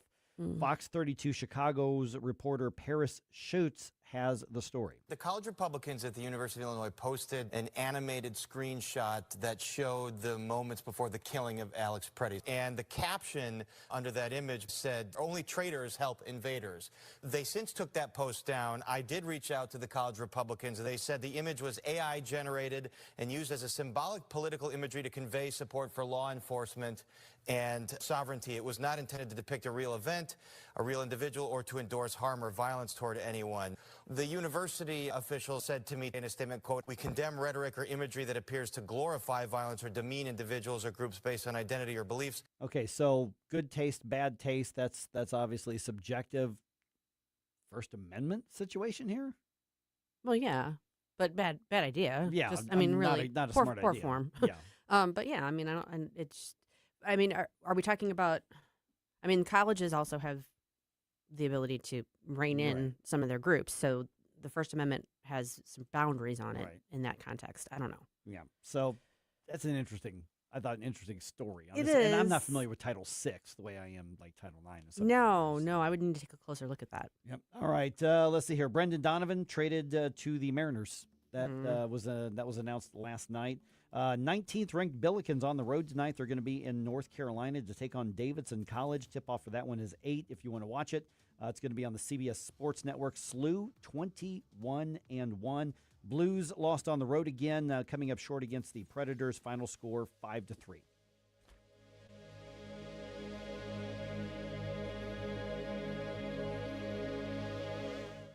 Looking for an underwater adventure or a scaly new friend? Dive into Tropical World Pets on Watson Road. For 32 years, this family-owned wonderland has been St. Louis's go-to destination for all things aquatic and reptilian. With over 7,000 square feet of aquariums, we're home to the area's largest selection of freshwater fish, including rare cichlids you won't find anywhere else. But that's not all. We've got tarantulas, snakes, and lizards galore. Tropical World Pets, 314-849-4020, or visit twpstl.com.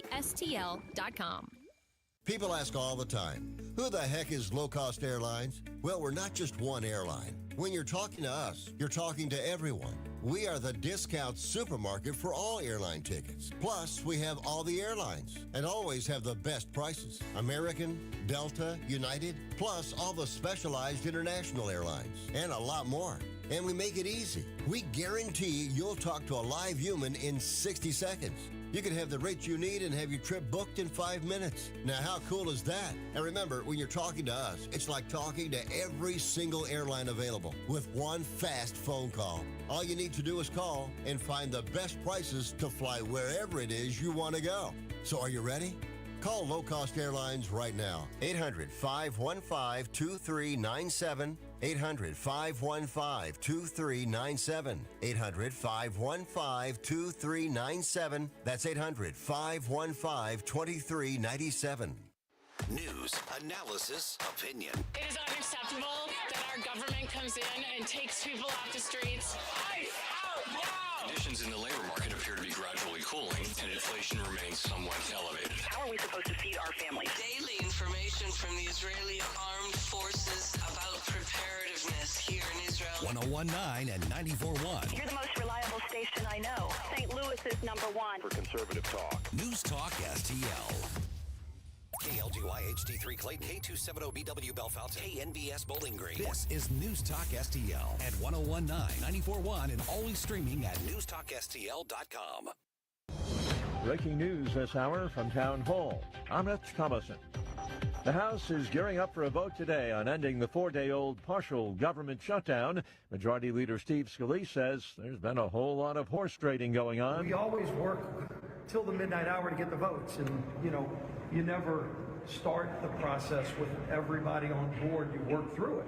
And you can say that with every major bill we passed. Scalise says President Trump has been actively involved in the process. Obviously, the president really wants this. The president's going to still be negotiating on the remaining homeland piece. But in the meantime, we want to make sure our troops are paid. We want to make sure we get the rest of the bills that are all identical to what we passed out of the House back a few weeks ago through to the president's desk. The government, except for the Department of Homeland Security, would be funded through September. DHS would get 2 weeks' worth of funding while lawmakers debate ICE reforms. New York City's new Democratic Socialist mayor facing a barrage of criticism, and it's not only because mountains of rat-infested garbage been piling up in the streets. Several people have died in New York during the recent cold snap, and hypothermia is suspected of playing a role in the majority of cases. Critics say Mayor Zohran Mamdani's emphasis on voluntary shelter placement leaves vulnerable people exposed during dangerous weather. They argue that the broader use of enforcement in voluntary intervention, especially for those with severe mental illness or addiction who refuse shelter, might have saved lives. Bob Agnew reporting. Every Homeland Security officer on the ground, and that includes ICE agents, being issued body cameras. Homeland Security Secretary Kristi Noem says it starts in Minneapolis and will subsequently go nationwide. Ukrainian President Zelensky says Russia has launched another major attack on Ukraine, this time using 450 drones and 70 missiles. On Wall Street, Dow futures up 20 points. NASDAQ futures ahead 136. More on these stories at townhall.com. The following is a real-life story from Trinity Debt Management. I had a lot of credit card debt, and it stressed me out. But what I thought was a solution turned out to be a problem. I kept hearing ads about debt settlement that seemed too good to be true. And actually, it was. When I called, they told me to stop paying my bills. That didn't sound right to me at all, so I hung up. Later, I found out that debt settlement is bad, real bad. Then I learned that there is a right way to pay off your credit cards.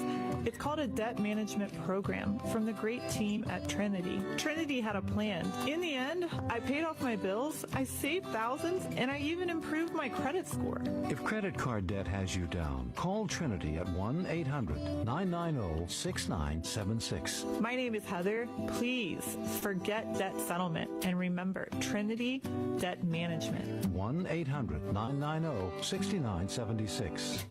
From the Michael's Flooring Outlet Weather Center. Meteorologist Shane Scotch with your first alert forecast. We're going to be tracking the possibility of AM mix. That's right, we could see some light snow, even the possibility of some light freezing rain. Most of the area going to be looking dry. That pushes out by about midday. Temperatures back towards mid-30s this afternoon, then into Wednesday, 30 degrees, partly sunny. Will warm up as we approach the upcoming weekend. Eventually, temperatures going to be back towards the mid-40s by Friday and back towards the lower 40s Saturday and Sunday, with more chances of rain next week. From the First Alert 4 Weather Center, I'm meteorologist James Couch. This hour of News Talk STL is brought to you by Rodney and Jen Wallner and the entire Wallner home selling team at Berkshire Hathaway. Call them today at 314-810-SOLD. 314-810-SOLD.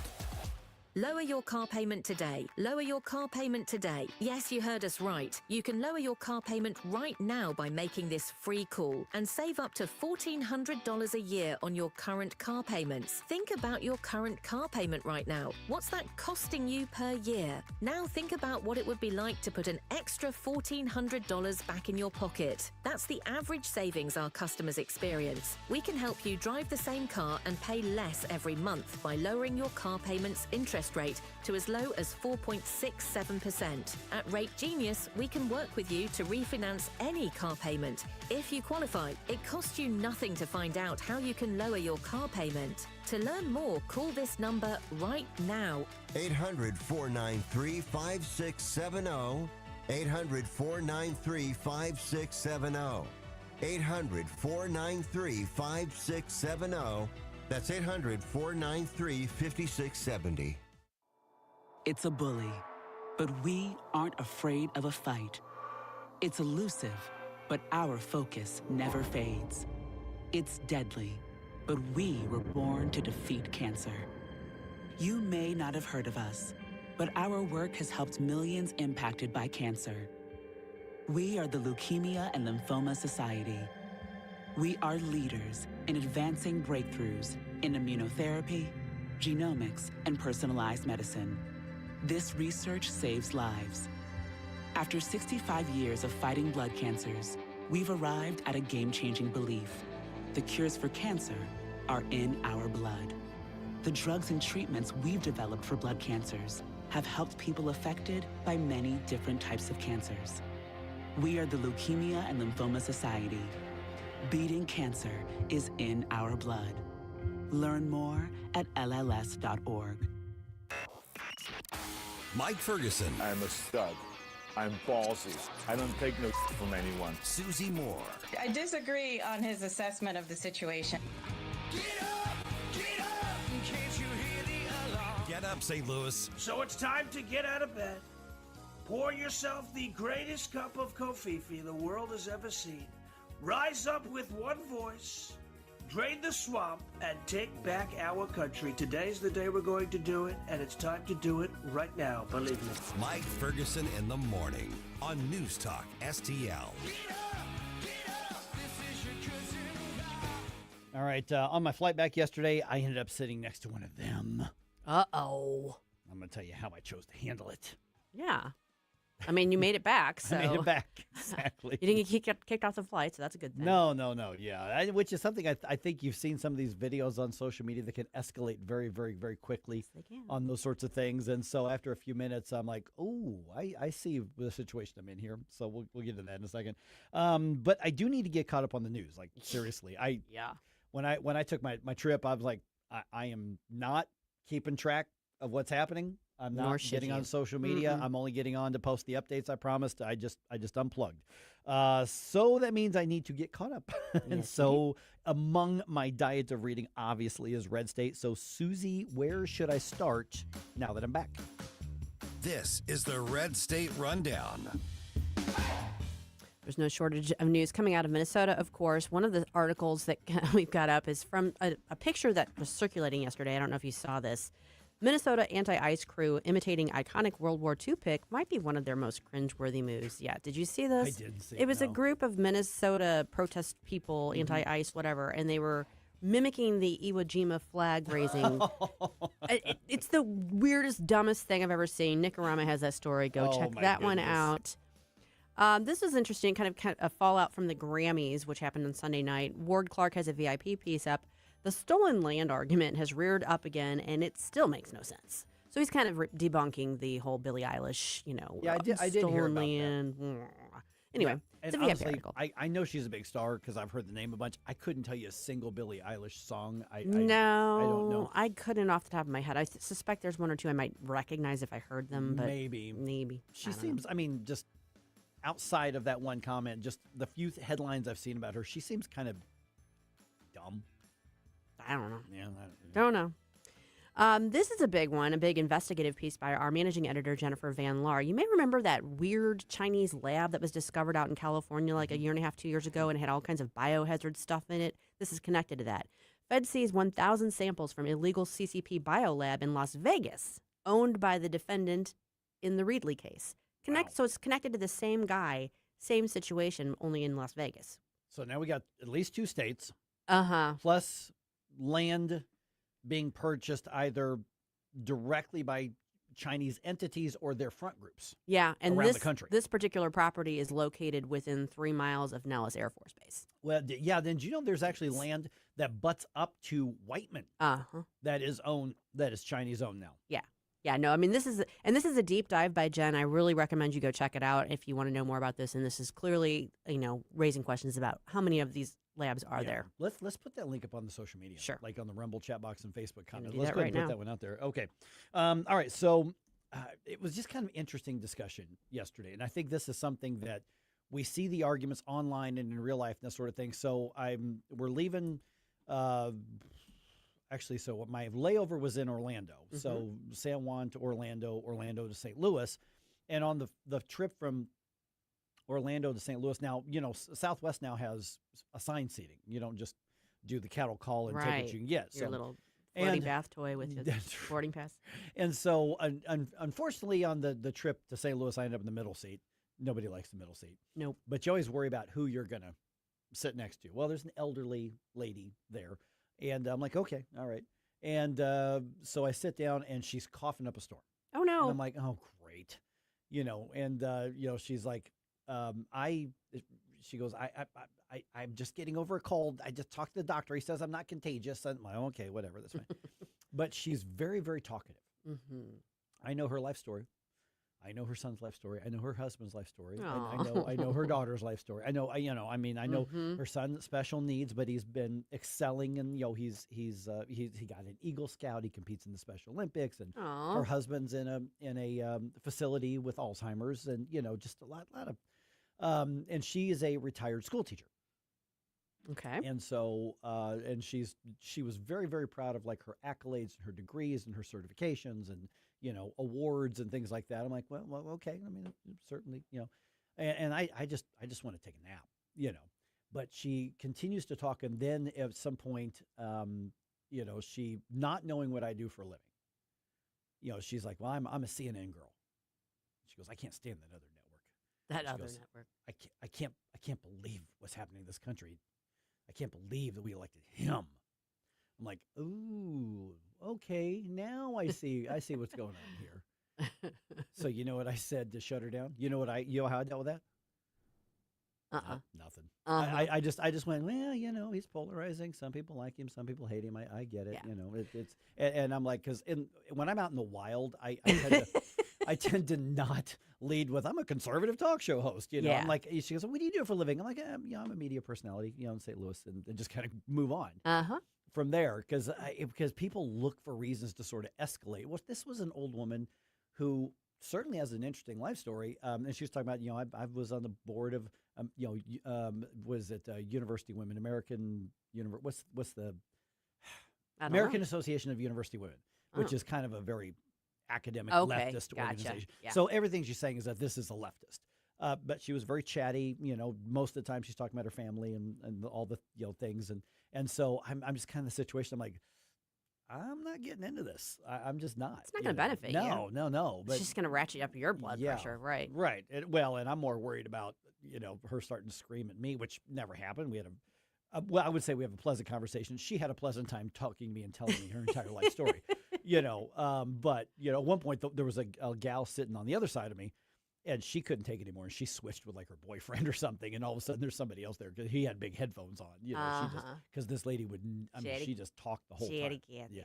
But that's the things where you Yeah. get those videos, like viral videos of somebody arguing over politics, and I'm like, I'm just not doing that, No, not in those. I mean, very, very rarely am I going to engage in something like this. I'm like you. I'll do the, oh, yeah, okay, and just kind of move on. And because, first of all, I'm spoiled because I have lots of outlets for my political views. And so I am not limited to the only time I've got a captive audience.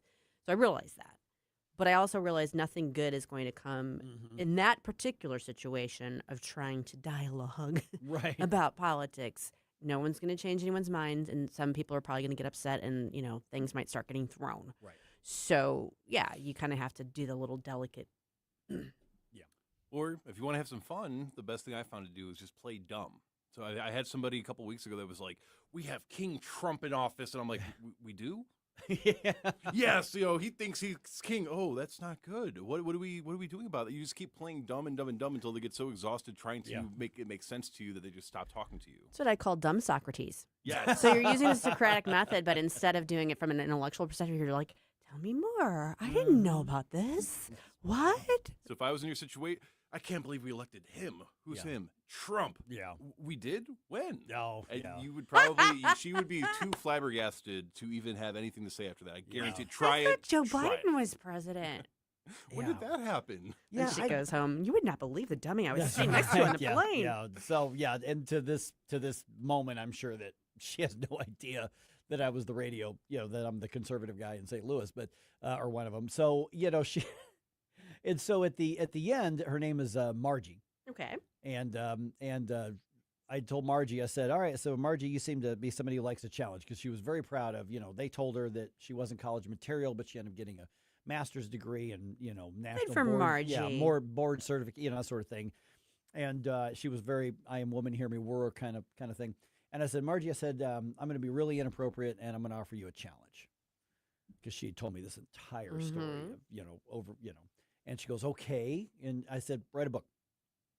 I said, here's what I think you ought to do. I said, I think you ought to boil this down to the 10 most important life lessons you feel like you've learned over the course of your life. And you're 80. And then write your biography, and then come lead people to the conclusions as to why you came up with those are the 10 life lessons. Nice. And so she was looking like, oh, okay. That's going to be something she's going to really be thinking about. Well, she's got plenty to work with, that's for sure. Okay, you were so much nicer than I my challenge would have been like, I would like for you to find the person who asked.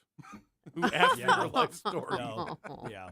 Yeah, I can't be just mean to be. I mean, some people are just jerks, but some people are just. She's lonely. Yeah, she really wanted validation, and her husband's has Alzheimer's, and her son's special needs, and so I think that there was somebody that she's like, oh, he'll listen, and just kept going the whole time. Well, bless your heart, Mike. 2+ hours, 2.5 hours of learning Margie's God very nice little old lady there, but she definitely was very proud of her awards and accolades, because I think I heard about all of them. Oh. Well, good on you for being kind enough to indulge her. She was Citizen of the Year in her county. Oh, she sounds like a lovely lady. Misguided, but lovely. There's another Trump administration official who's angered Second Amendment advocates.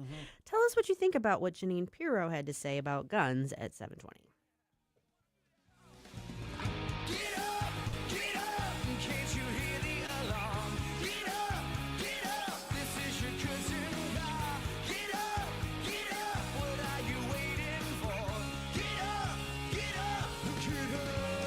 Mike Ferguson in the morning. A cross between Socrates and Dirty Harry. On Newstalk STL. Colombo and Company. Republicans negotiating with Democrats and themselves to find a deal to end the new government shutdown. We'll get you the latest Tuesday, plus Crane Durham and Susie Moore. Live and local, weekdays at 2 on Newstalk STL. When water troubles strike, call the family you can trust. Tim Jones here for Ambassador Plumbing, serving our community since 2018 with 25 years of master plumbing expertise from Tim Morris and his hand-picked team. Whether it's a simple faucet repair or a complete bathroom remodel, if water runs to it or through it, they do it. From residential service calls to commercial to new construction, the folks at Ambassador are your neighbors treating you like family. Ambassador Plumbing, where faith meets craftsmanship. 636-383-6932 or ambassadorplumbing.com. That's ambassadorplumbing.com. License number GL250000615. Hey, it's good to see you. Two sounds that can wreck your sleep. A drip and a toilet that won't stop running. Drip, drip, all night. Good news. We're doing plumbing now. Same folks, same care, same we do it right. Leaky faucet, running toilet. Or a stubborn clog, call Grasser. Electric and plumbing, the Grasser way. Green is always Grasser at GrasserHomeServices.com. Columbo here for my friends at Bluff City Outdoors in Alton. The knowledgeable staff at Bluff City has served the St. Louis outdoor community for decades, and they can take care of all your bow hunting needs, all your trapping needs, all your fishing needs, and more. Plus, while you're there, you can schedule a trip with a local fishing guide and shoot in their archery range. Bluff City Outdoors is open 7 days a week, 1 mile east of Fast Eddie's at 2813 East Broadway in Alton. Follow them on Facebook and at BluffCityOutdoors.com. I really like all the things you're saying. News, analysis, opinion. Thank you very, very much. News Talk STL.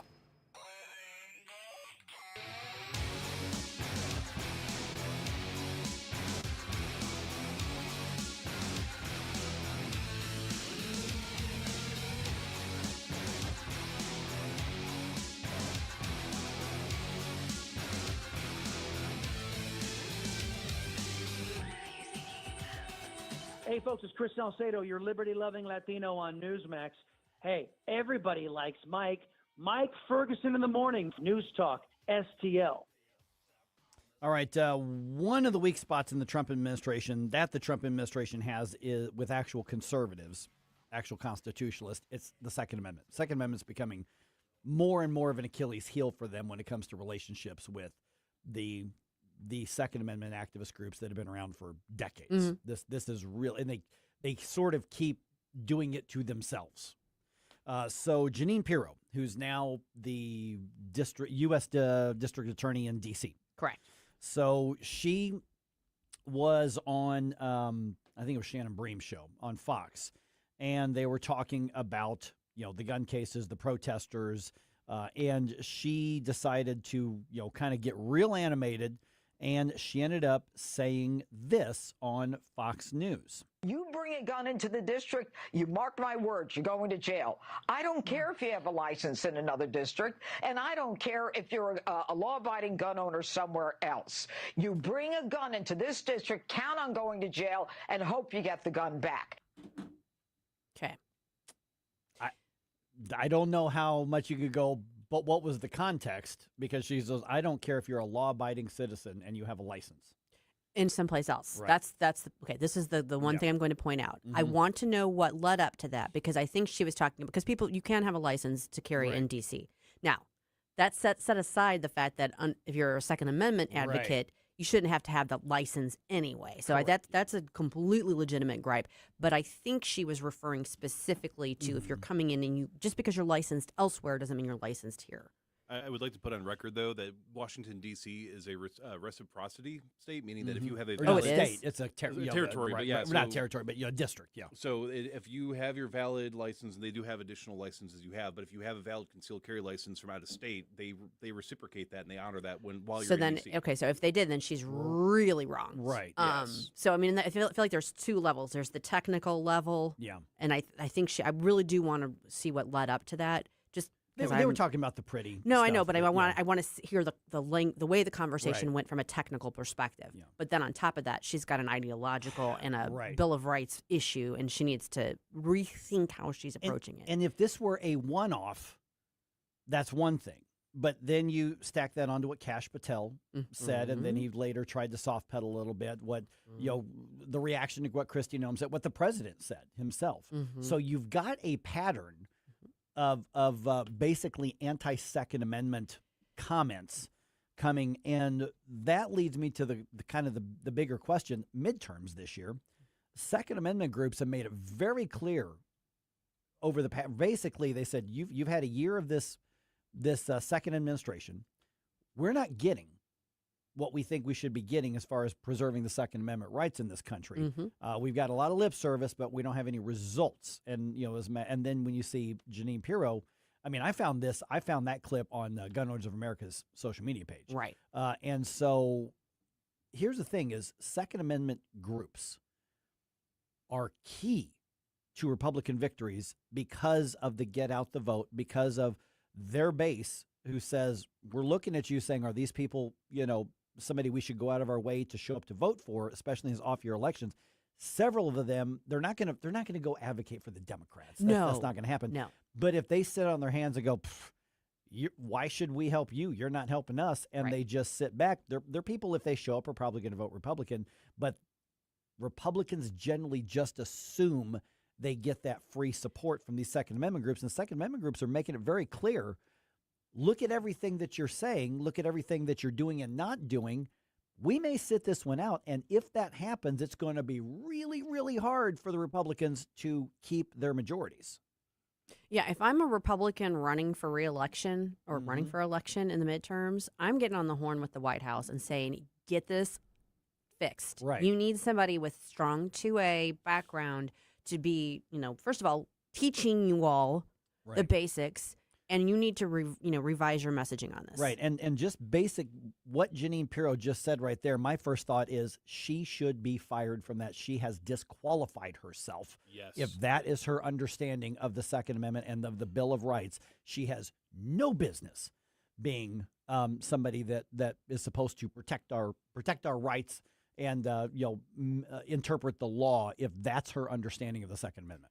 And the crazy thing about it is, if we're talking about this in the context of someone on the right who brought a gun someplace where people were questioning whether it was appropriate for them or not, this messaging wouldn't be coming out. Correct. They're reacting to this because of the partisan spin, and they're not doing their homework, and it's just not a good look. Well, and this also follows. Remember, at some point there was somebody who said, if you're, if you're got the gender dysphoria and you're caught up in the trans movement, this clearly a mental illness, and you shouldn't be allowed to have guns either. And to the credit of the 2A community, they're like, whoa.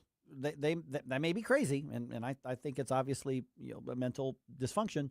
But if they haven't committed a violent crime, they've got Second Amendment rights too, just like everybody else. Well, and specifically to her exact words, the Heller decision in 2008, the Supreme Court decision said specifically in D.C., people do have the right to legally have their firearms on them. Yeah. They basically ruled the Second Amendment means what it says. Exactly. And they also struck down the handgun ban. So if a bunch of people that had valid concealed carry license, I mean, there are some other sort of restrictions, but there's nothing explicitly saying you cannot have a concealed carry license and come to D.C. and keep your firearm on you. If enough people showed up from that area and showed up to D.C.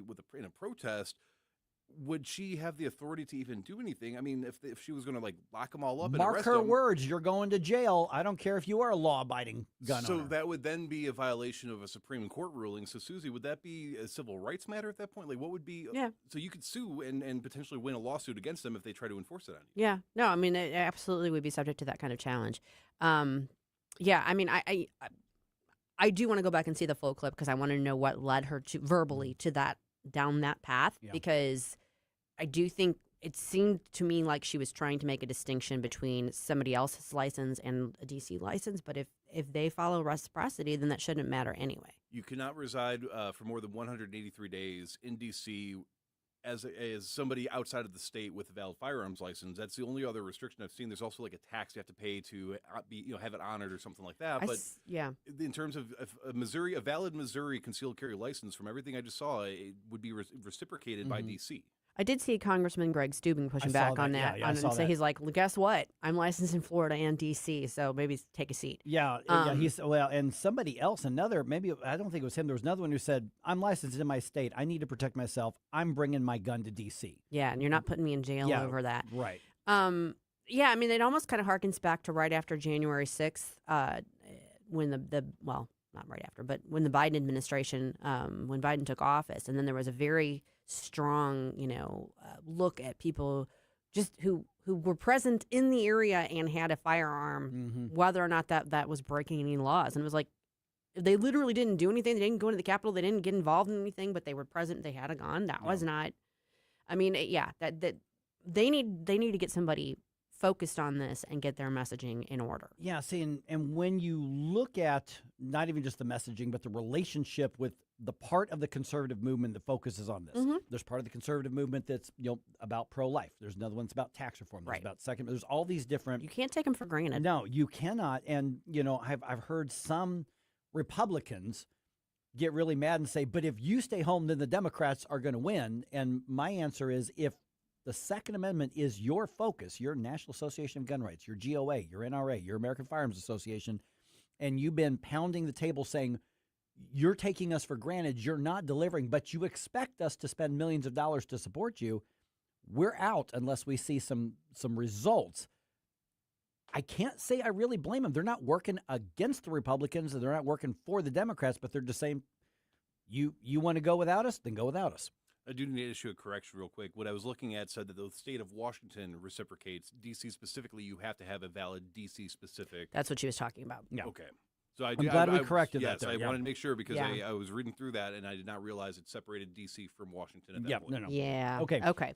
So technically, she might have been technically accurate on what she was saying, but it's glossing over the larger 2A issue, Well, and it's yeah. a horrible look for. It basically, because she was blustering and gesturing and, I and know, everything she was that doing goes with. Janine. Yeah, I mean that's what happens when you have basically a reality show administration, which is kind of what we've got here. Is that this case is I don't give a crap about the Second Amendment. I'm going to talk tough, and you bring and literally what you said. I don't care if you're a law-abiding gun owner in your state. If you bring that gun into the district, so basically, the District of Columbia is a Second Amendment-free zone. It is essentially what she's declaring, and I don't think somebody like that should have a job in the administration, especially as a federal prosecutor who's supposed to be enforcing not just the law but the Bill of Rights. Well, and here's how ridiculous it is, because upon making sure I reread that to make sure I was being more accurate. So if you're in Washington and your concealed carry is still honored, but you go on the wrong street into D.C., you can't even pass through D.C. with a valid firearm license. That's what Not it's Washington State. Washington State's the other side of the country. With D.C. Yeah. No, that's Virginia, Maryland. If you are in the area, it reciprocates. The District of D.C. itself, if they don't even allow for lawful transportation, even if you have a valid concealed carry. So you go through the wrong street, and now all of a sudden you could be a felon. Yeah, and that's a problem. That's a serious problem, and it needs to be addressed with people that understand the Second Amendment and can handle it seriously. And Janine didn't demonstrate that here, but it does highlight the issue there. And you're in Fairfax, and Virginia's about to have some bad gun laws because of their supermajority. Yeah. But as of right now, let's say I think you can be concealed carry in Virginia. And then, but you can't go into the district with it. Here's what I'm saying, though, is that if those who are in the Republican side don't get mad at the gun groups for deciding to sit this one out, I don't blame them. Well, get on the horn and make sure that they don't sit it out and get the administration to pay attention so that they don't sit it out. Right, because, you've got a pattern here. Right. And the Second Amendment is just not a priority. There's a lot of stuff the Trump administration is getting right, don't get me wrong, but they're getting this one really, really, really wrong. I don't know. If I'm a rep, I'm getting on the horn with them and get them in line. You're killing me here, man. Yeah. And it's politically. One thing for President Trump to issue a statement that is inaccurate in the moment, because we kind of expect that. But Kash Patel also issued a statement saying you can't have guns on you. You're not. Preddy was not within his right, which I fact checked, and he was within his right. So it's how many dots on a graph before you start to form a line, so to speak. Yeah, I think the line's already formed. Now, also, though, I've been wondering what happens when two of the most obnoxious media personalities meet up, and I'm not talking about Mike and Susie. You can hear that for yourself at 7:35. We apologize in advance.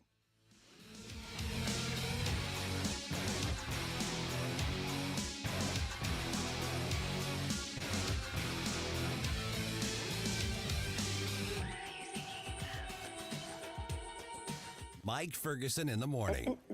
Let me just say this with all due respect. You really don't know what you're talking about right now. On NewsTalkSTL. From the Michaels Flooring Outlet Weather Center.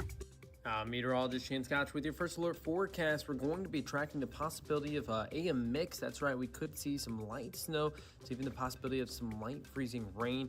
Most of the area going to be looking dry. That pushes out by about midday. Temperatures back towards mid-30s this afternoon. Then into Wednesday, 30 degrees, partly sunny. Will warm up as we approach the upcoming weekend. Eventually, temperatures going to be back towards the mid-40s by Friday and back towards the lower 40s Saturday and Sunday, with more chances of rain next week. From the First Alert 4 Weather Center, I'm meteorologist James Koch. I'm Dr. TJ, owner of the Institute of Natural Health, co-owner of Optimal Nutraceuticals, and the host of Wellness One. Wellness One is designed to cut through the nonsense and provide you common sense science-based information regarding health and wellness. On the show, we discuss topics like thyroid health, gut health, hormone optimization, and many others. Our show airs Saturdays at 10 a.m. and 2 p.m. and Sundays at 11 a.m. and 3 p.m. right here on NewsTalkSTL. And you can visit us at inhstl.com. That's inhstl.com. Larry Connor's Commentary, brought to you by Vincent's Jewelers, offering a wide selection of jewelry, including lab-grown diamonds, affordable earrings, bracelets, necklaces, and rings, up to 75% off their natural counterparts. Visit VincentsJewelers.com. This is Larry Connor's Commentary on News Talk STL. I have not seen the First Lady's movie titled Melania, but judging by the numbers, I'm one of the few not to see it. Leftists were already labeling it as a publicity stunt. You have to give them credit. They do know publicity stunts. They were also trashing it, basically trying to chase away any audience. They failed miserably. Oh, and remember the Obamas have had 2 movies. Did you or anyone you know see the 2016 movie, South Side with You, the feature movie about Barack and Michelle's first date? The leftist media gave it a lot of free, positive coverage. Plus, it played at the Sundance Film Festival, opened in 900 theaters, 6 foreign countries, running 70 days. 70 days, and in that time, it collected less than $7 million over 70 days. Then there's the final year, based on Obama's last year in office. It's been out a couple of weeks. You probably didn't even know about it, did you? Well, in 2 weeks, it's brought in less than $300,000. Last weekend, Melania, despite negative advance press, brought in $7 million. Oh, the left does not want to talk about it, and it's tough to eat crow. Get more Larry Connors on Larry Connors USA. Tonight at 6 on News Talk STL.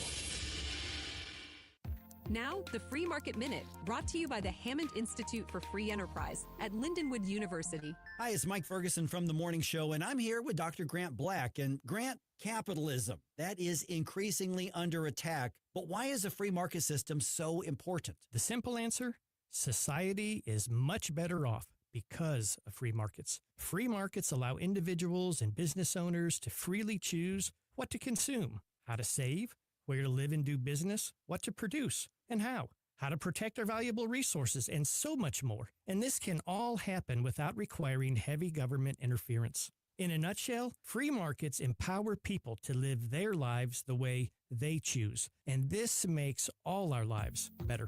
The John W. Hammond Institute for Free Enterprise at Lindenwood University fosters and examines market-oriented approaches to economic and social issues. To learn more, visit hammondinstitute.org. Do you own a timeshare? Well, face the facts. You made a mistake. You made a bad purchase. A timeshare is not an investment. It's a money pit that continues forever. If you use your timeshare, that's great. But if you don't, and you want to legally get out of your contract, call my friends right now at the Timeshare Exit Hotline. They're an experienced team of lawyers who help good people like you get out of a timeshare contract that they just don't want. Don't throw away your money on maintenance fees. Use it for things you really want. We can help you end your timeshare contract and stop the money drain immediately. If you're ready to move on with your timeshare, call our team right now. Cancel your timeshare now with this free call. 800-524-1641. 800-524-1641. 800-524-1641. That's 800-524-1641. What happens next? Nicolas Maduro had multiple opportunities to avoid this. Happens right here. We will secure our borders. We will stop the terrorists. We will crash the cartels. 101.9 and 94.1. News Talk STL.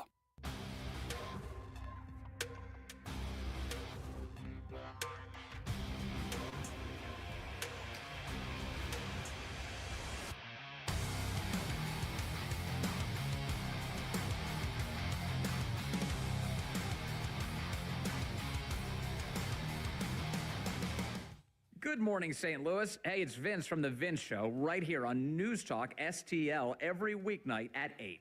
Right now, it's back to Mike Ferguson on 101.9 and 94.1 News Talk STL. Okay, this may sound weird, but I think a lot of people are going to go, yep, that tracks. Getting arrested likely may have been the best thing that happened to Don Lemon in the last 10 years. Oh, yeah. Yeah. Completely.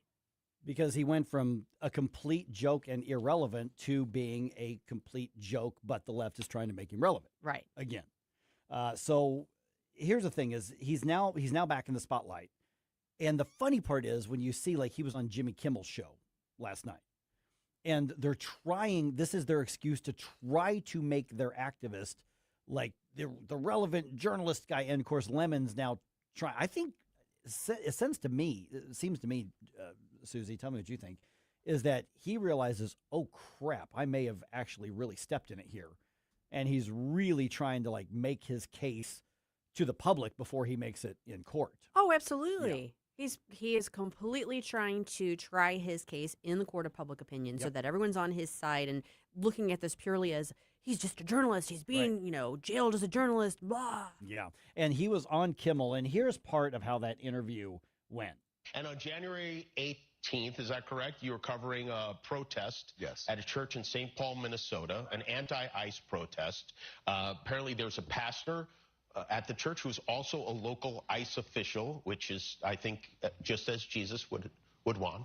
And I believe we have some B-roll. Protesters interrupted the Sunday service, and you followed them in.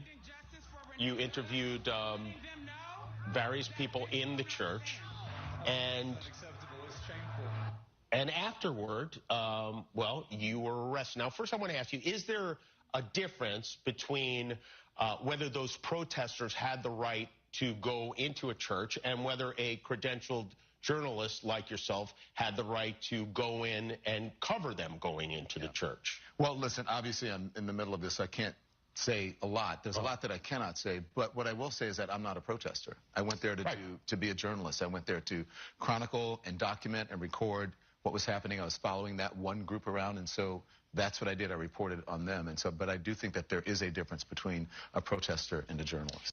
Okay, so on one point, I'm going to say that he is right. There is a difference between a journalist and a protester, just strictly speaking. In terms of function, yes. Yes, in terms of that. Not in terms of licensing. Correct. And the other part of this is that journalists, and I was one for a long time, so many journalists have this, we're untouchable. I just have to declare I'm a journalist and I can do things other people aren't allowed to do. Yeah, they don't get extra special First Amendment powers. Correct. That does not absolve you of accountability when you break laws and break the rules. There is more leeway in a lot of situations, like for instance, undercover investigations and things like that. They're journalists. We've tended to give some leeway if there's actual journalism. And journalism, by the way, doesn't. There is biased journalism. Fox and Newsmax and CNN and MSN. Is it true journalism? Not by the There's not a whole lot of unbiased journalism. Yeah, there's really not. So when somebody goes, well, he's biased, so therefore he's not a journalist. Well, you can be a biased journalist. Yeah, that's not the deciding. It just means journalism isn't what it used to be. Right. That's for sure. But now he's trying to rebrand himself, basically saying, well, I was just there documenting. Now, the video evidence that he live streamed shows that he was part of it. And that's the thing where he's trying to make the case in the court of public opinion. Not only that, but if you go and look at the charging document that describes his actions, he's in the group chat before they go there. He's bringing coffee to everybody. Yep. He's actually part of the, and they're saying in this, don't say the place. Don't say the place. We're trying not to, we're trying to keep it under wraps. Yeah. He's part of that conversation. So to the point that we're talking about a conspiracy against rights, which is one of the charges against several of the other protesters, I mean, he was right in the middle of that. He wasn't just observing. He wasn't just a passive, person who was there. He was part of the conversation. Right. And he was part of the confronting the preacher, participating in the disruption of the church service, because the preacher, you see the video of him pointing to the door saying, you've got to leave. Yes. And they all refused. And Lemon is basically saying, well, that was them. That's not me. But he was in the guy's face. and doing his pretend journalism stuff. Now, is Don Lemon a journalist? No, he's not a journalist. He's an activist, without a doubt. But activists can be lumped in under, journalism in general. Do I think that's enough? I think that just shows you how much the field of journalism has deteriorated. There's almost none of it actually left at this point. Let me do a little flip test here. Yeah. Nick Shirley. Yes. Shows up to a mosque. Mm-hmm. And engages in the exact same behavior that Don Lemon did. Right. Only it's a group of Somalis. They're doing their Muslim worship service. Mm-hmm. What's the reaction? The narrative is 180 degrees different than what we're seeing right now.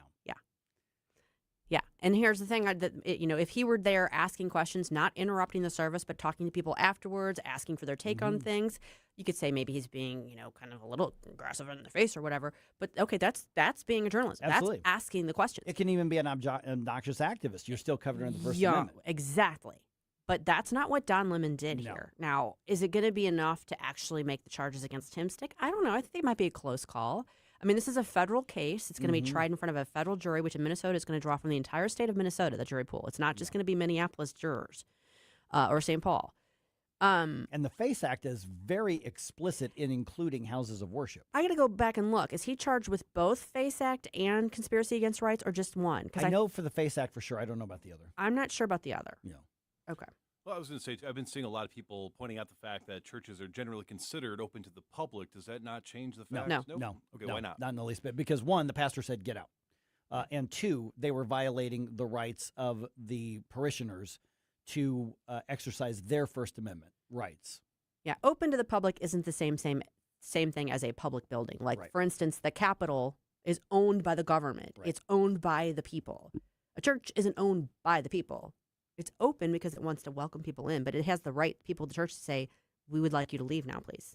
So would it be fair to say that just because something is open to the public does not make it a public space legally? Correct. Right, because they can reserve the right. I mean, you go to any store. No shirt, no shoes, no service. We reserve the right to refuse service to anybody. You know, I mean, it's private property. And in this case, it wasn't even just that they were trespassing, is that they were doing so with the specific purpose of stopping a group of people from multiple angles of their First Amendment rights. Yeah. You have a First Amendment right to watch the Super Bowl. Okay, wait, I don't really know if that translates. I was just trying to kind of lump it together. But if you are a Super Bowl watcher, you've got a choice of halftime shows. Let's compare the lineups at 7:50.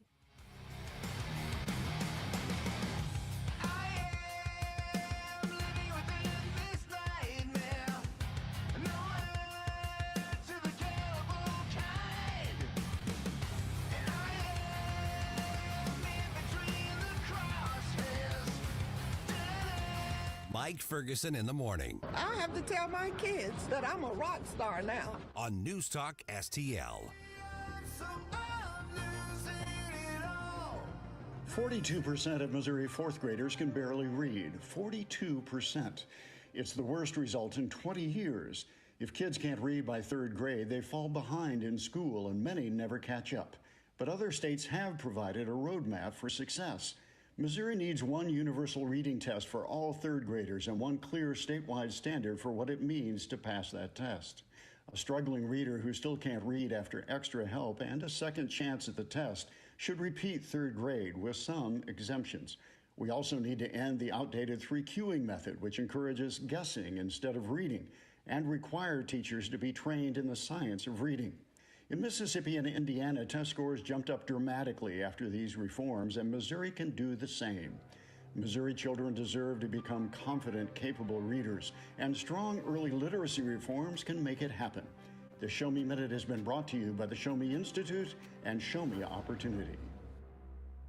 Hanson's Tree Service at hansonstree.com is your one-stop shop for expert insured tree care and more in the greater St. Louis region and at the Lake of the Ozarks. Visit hansonstree.com for 24/7 emergency tree care, grinding and land clearing, awesome organic mulch, green resource recycling, and more. Tim Jones here to tell you that whether you're dealing with old man winter at your home or business in the St. Louis region or preparing your lake home for spring, call Hanson's to help you out. No job too big or too small. Mention News Talk STL. Receive 10% off all tree care services. hansonstree.com, hansonstree.com.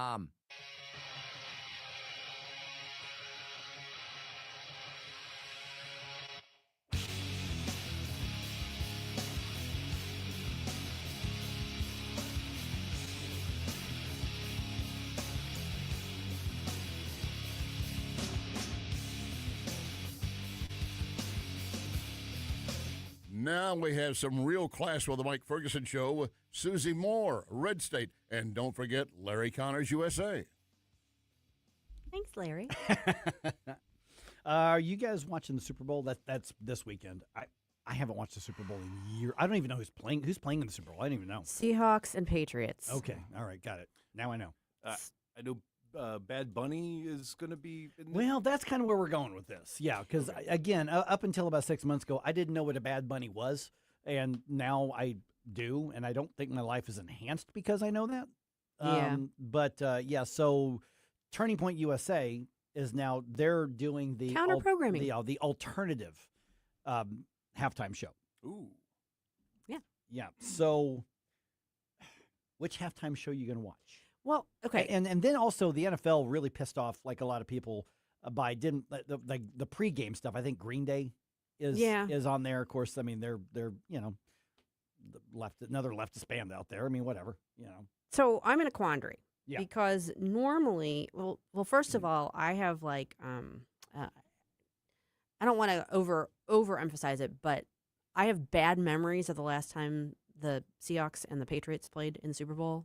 I was stuck in a hotel room in Kansas City getting ready for a trial. Oh, okay. On my own. It was freezing out. There was a blizzard going on outside, and I was left with vending machine food. And it was just not a very pleasant experience.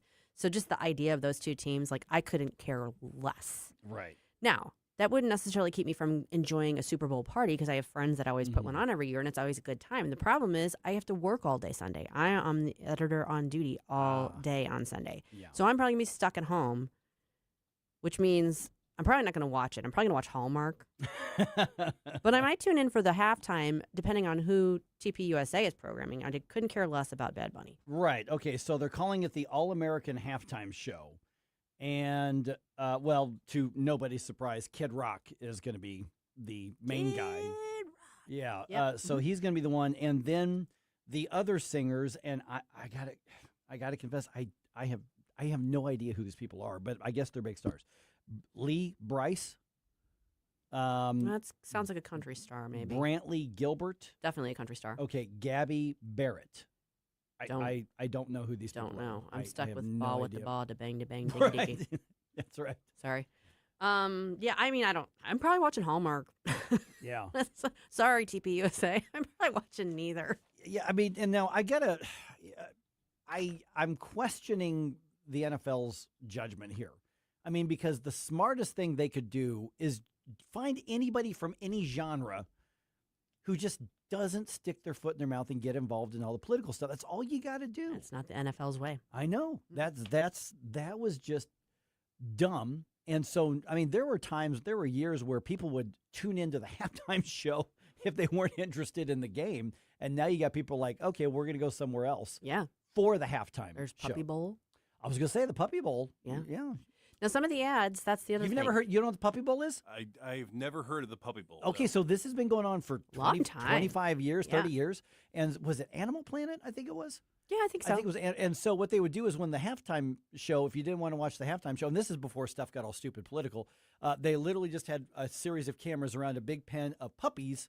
I think they like painted it like a football field. And they Yeah. just ran around and wrestled with each other, knocked each, and just puppies playing for 20 minutes. And people watched it. Absolutely. That sounds like such a better use of time than Yeah. whatever Super Bowl halftime show they're going to be doing this year. 100%. Now, then you have the question of the ads. Mhm. Because the ads sometimes are worth seeing. And I've seen two so far, previews of them, that both were like dead on. Yeah.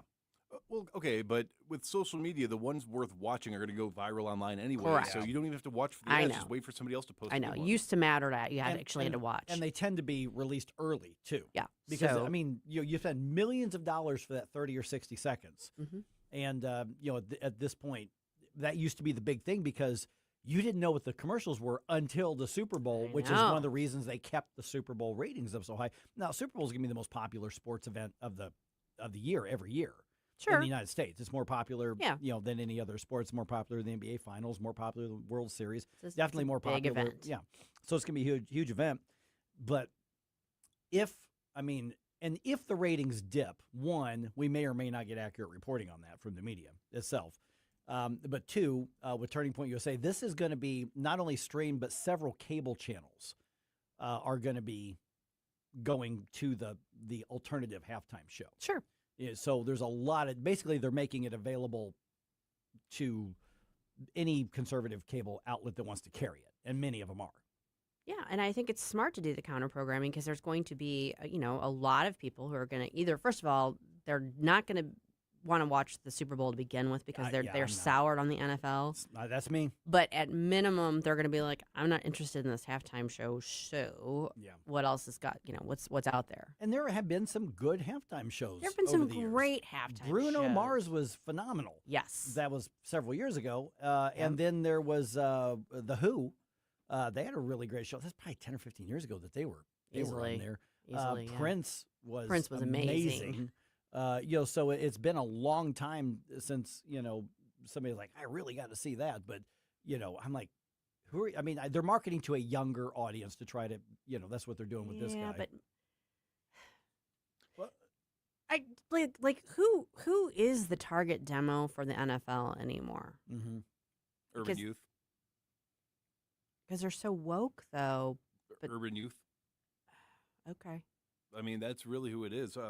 With all this, they're trying to draw in the people that are susceptible to pop, culture, and stuff like that. And unfortunately, rock and roll, metal, country, that's not really the pop culture anymore. Country's still a very popular genre, and it still sells. But if you look at the population densities of people and the viewing records, football is probably much more popular with people that are around my age that want something where they can feel like they're being represented and heard, and where in areas where people like Jelly Roll are going to be popular, Kendrick Lamar. I mean, I actually didn't mind Kendrick Lamar's performance, but because of the behind the scenes, what was going on between him and Drake, and I don't listen to either one of their music, but the fact of the matter is I think that we don't attribute pop music and all this sort of things with, new age pop music. You wouldn't want to see the Backstreet Boys at the Super Bowl, but I wouldn't want to see the Backstreet Boys anywhere. But the people that are going to be tuning in and buying the merchandise and playing, the video games and doing all of that are going to be the people that probably listen to that music to begin with. I guess. It will be interesting to see, what kind of draw it has. I don't know. I'm getting to that, get off my lawn stage of my life. So I guess the culture's passing me by. Yeah, it just seems like the NFL's chose to pick a fight. Yes. That's just what it seems like. And because I know Bad Bunny, what a stupid name. I thought it was a girl. It's a guy. It turns out it's, yeah. And he's been real vocal on the ICE and deportations and illegal immigration. He's on the wrong side of all that stuff. It just seems to me that for the market that you're talking about, there have to be all kinds of performers that would appeal to that. So why that guy? Well, so if is he the one who is that read right? He's the one who wears dresses and does the gender bending type stuff. Yeah, and it's not. I'm not sure if that's just to be provocative or if that's legitimate. And that's nothing new. The '80s hair bands I listened to did that 40 years ago. Not even remotely new. You guys remember Marilyn Manson? That was his whole shit too. But no, I would argue that the Super Bowl halftime show has become more of an award for the performers that are selling the most or the most culturally relevant, and then they pick these people because you might be a traditional I love football guy, but your kid might not care about football, but they might like the artist that's being picked, and that's the way to get both generations to keep their eyes glued to the TV. That's my hypothesis. Well, yeah. My eyeballs are probably not going to be on the Super Bowl. I have no plans whatsoever to watch I really do want to plug the Budweiser ad and the Xfinity ad. They're out there now. I tweeted the Xfinity ad earlier this morning. Go check them out. They're both very, very good. Yeah. I'm going to be watching the Puppy Bowl if they have one. I'm pretty sure it happens again. Yeah, it's like, I respect what Turning Point USA is doing, but I'm like, I have no, I don't know who, I know who Kid Rock is. I have no idea who the other people are. I think that's supposed to appeal also to the younger set, just the younger, more conservative set, which there are plenty of people out there that great. Fall into that category. Yeah, as and well. that's what they're doing with the All-American halftime show. Okay. Interesting. Well, whatever.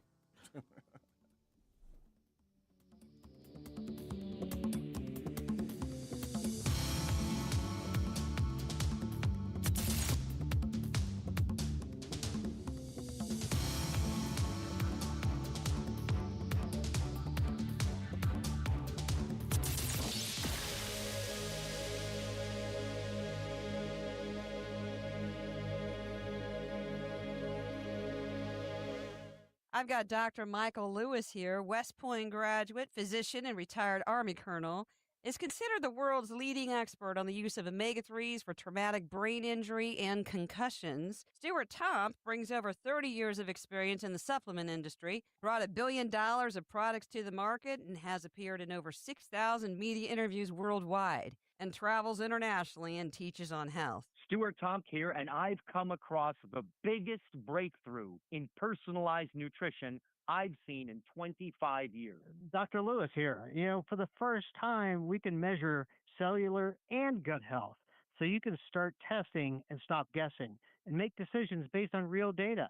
I'm working with world-class scientists and physicians, and what they're doing is changing everything. You can message me at elizabeth@statmedicalllc.com. That is elizabeth@statmedicalllc.com. The Vic Borselli Show. Very active, very fun chat box. Cinderfer. Hi, Cinderfer. Hey, how you doing? She says, yo, Vic, baby. Verbatim, yo, Vic, baby. With an exclamation point. How else are you supposed to read that? I was driving, had to pull over to comment. I was going to say how sexy the beard is, but I'm afraid of your wife. Hey, I'll tell you what, I would be. Vic Borselli, live and local, weekday mornings at 9 on News Talk STL. The left, for months now, one by one, have been begging for a civil war. Every caller gets their say. We got to stop and not put these officers in situations where they feel like they have to overreact. And whether you agree, we have to assume some responsibility, because I'm a black man, or disagree, I think you're politically wrong. I do not need athletes to tell me. You're invited to join the conversation. Thank you for canceling all your games. Now I get it. 101.9 and 94.1 News Talk STL. KLGY HD3 Clayton, K270BW Bellefontaine, KNBS Bowling Green. This is News Talk STL at 101.9, 94.1, and always streaming at NewsTalkSTL.com. Breaking news this hour from Town Hall. Amrit Thomason. Every Homeland Security officer on the ground, including ICE agents, are being issued body cameras. Homeland Security Secretary Noem says it starts in Minneapolis and will eventually go nationwide. President Trump says it's fine with him. They generally tend to be good for law enforcement because people can't lie about what's happening. So it's, generally speaking, I think 80% good for law enforcement. But if he wants to do that, I'm okay with it. The president insists that he will not drop the Justice Department's investigation of Federal Reserve Chair Jerome Powell. Even though 2 Republican senators say they won't support the president's Fed pick unless the criminal investigation into Powell is resolved, the president said there are no plans to back off the probe. He said the U.S. Attorney for the District of Columbia will take the investigation to the end. Powell was subpoenaed in relation to his congressional testimony last June, but he contends the probe amounts to intimidation over interest rate policy. Greg Clugston, Washington. China's predatory trade practices starting to ruffle some feathers in Latin America, whose markets are being flooded with low-priced imports, especially autos and e-commerce goods. The surge in imports is a significant challenge for local manufacturers, and some countries are fighting back to protect their own industries. Chinese e-commerce platforms like Temu are rapidly expanding sales in the region, offering cheaper alternatives to local products. Chinese car brands are also making inroads, especially in Brazil and Mexico. Bob Agnew reporting. Disney is going to be getting a new CEO. Josh D'Amaro succeeds Bob Iger. D'Amaro currently leads the company's parks and resorts division. President Trump says India agrees to stop buying Russian oil as part of a new trade and tariffs deal with the U.S. Wall Street head of the opening bell. Dow futures 6 points higher. NASDAQ futures are up 141. More on these stories at townhall.com. Progressive knows RV owners like to travel at a nice, relaxing pace. Just like this commercial. They're not rushing to a departure gate at the airport because they depart from their driveway. And they can relax even more knowing they're protected by Progressive. Now here comes the best part. Progressive Casualty Insurance Company and affiliates. Hi, this is Rhett Rasmussen of BestHotGrill.com. We make the amazing Solaire infrared gas grills that are built to last and will consistently deliver better than restaurant grilled food. The Solaire infrared burner heats up to 1,000 degrees in just 3 minutes, even in the dead of winter. The high heat locks in the juices and flavor and grills food faster. Learn more about these fantastic USA-made grills at BestHotGrill.com. Solaire hot, fast grills at BestHotGrill.com. From the Michaels Flooring Outlet Weather Center. Meteorologist Shane Scotch with your first alert forecast. We're going to be tracking the possibility of AM mix. That's right, we could see some light snow, to even the possibility of some light freezing rain. Most of the area going to be looking dry. That pushes out by about midday. Temperatures back towards mid-30s this afternoon. Then into Wednesday, 30 degrees, partly sunny. Will warm up as we approach the upcoming weekend. Eventually, temperatures going to be back towards the mid-40s by Friday and back towards the lower 40s Saturday and Sunday, with more chances of rain next week. From the First Alert 4 Weather Center, I'm meteorologist James Couch. This hour of News Talk STL is brought to you by Stifel, serving investors for over 130 years. Contact your Stifel financial advisor at stifel.com. That's STIFEL.com. Streaming TV is where it's at. It's not about cutting the cord anymore. That's old news. It's all about your customized TV options. With the best and cheapest high-speed internet and your own TV subscriptions, we've got your dream TV lineup. Between wired and satellite internet and TV, you now have tons of options. Save money and get more internet speed and better TV today by calling the Whole Home Connect. We scan your location and offer you the best TV and internet options. And we always have specials and promotions. So when you call, ask about that. Take 5 minutes of your time. Make this free call now and learn how to save money and get better internet and TV for your home anywhere in the U.S. Make this simple and free call now. 800-257-1632. 800-257-1632. 800-257-1632. That's 800-257-1632. Mike Ferguson. Big guy, one of the biggest in the world. Susie Moore. Do you think he's ready? He's not ready. Get up, St. Louis. I have a feeling that by the end of this evening, I'm going to be blamed for everything. Mike Ferguson in the morning on News Talk STL.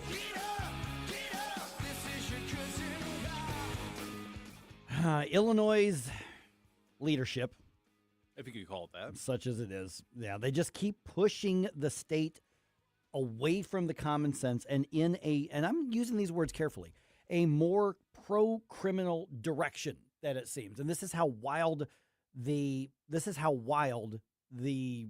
ideology has taken hold. I personally know two people I grew up with that committed horrible acts that were released without bail on the streets because of the Safety Act while they were at trial, and it's disgusting and despicable. Yeah, oh my goodness. All right, we talked to Shannon Adcock from our friends at Awake, Illinois. Was it a week ago or so? A week or two ago we talked to, and so she really recommended retired police chief Thomas Weitzel, who joins us right now. And, of course, having been at the top of a police department here, and, Thomas, I think we may need to give you a phone call. We've got that feedback that's coming in right now because through the speaker there. So let's get him on the phone real quick, and let's do it that way so we don't have that going on. Because obviously having the experience not just of a law enforcement officer, but obviously as a police chief as well, you're the one in charge of enforcing the laws. And if you've got state leaders who are playing politics with it, it makes it that much harder to actually protect and serve the people of your community here as well. And by the way, we've got him on the line here as well.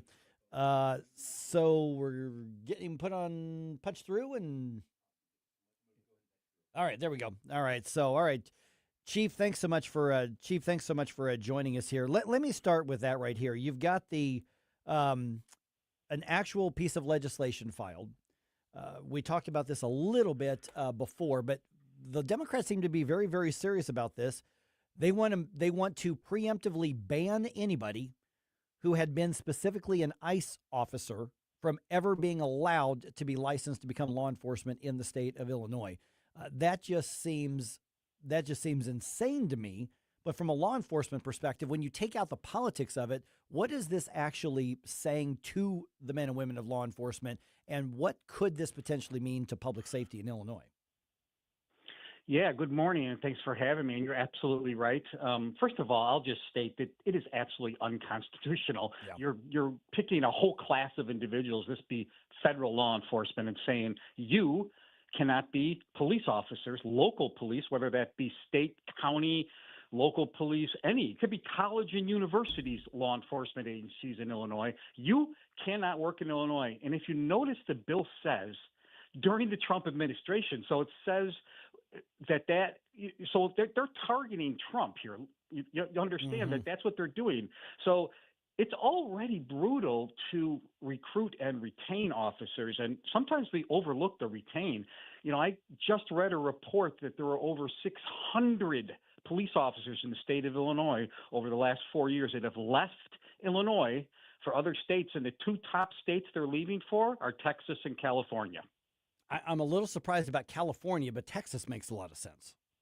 Yeah, there's a third state that's running in there is Florida. But I was surprised by California as well. But that's what the numbers are showing thus far. But they are leaving Illinois, and these are officers that have 5, 6, 7, 8 years on the job, and they're saying, forget it. We're not getting any political support.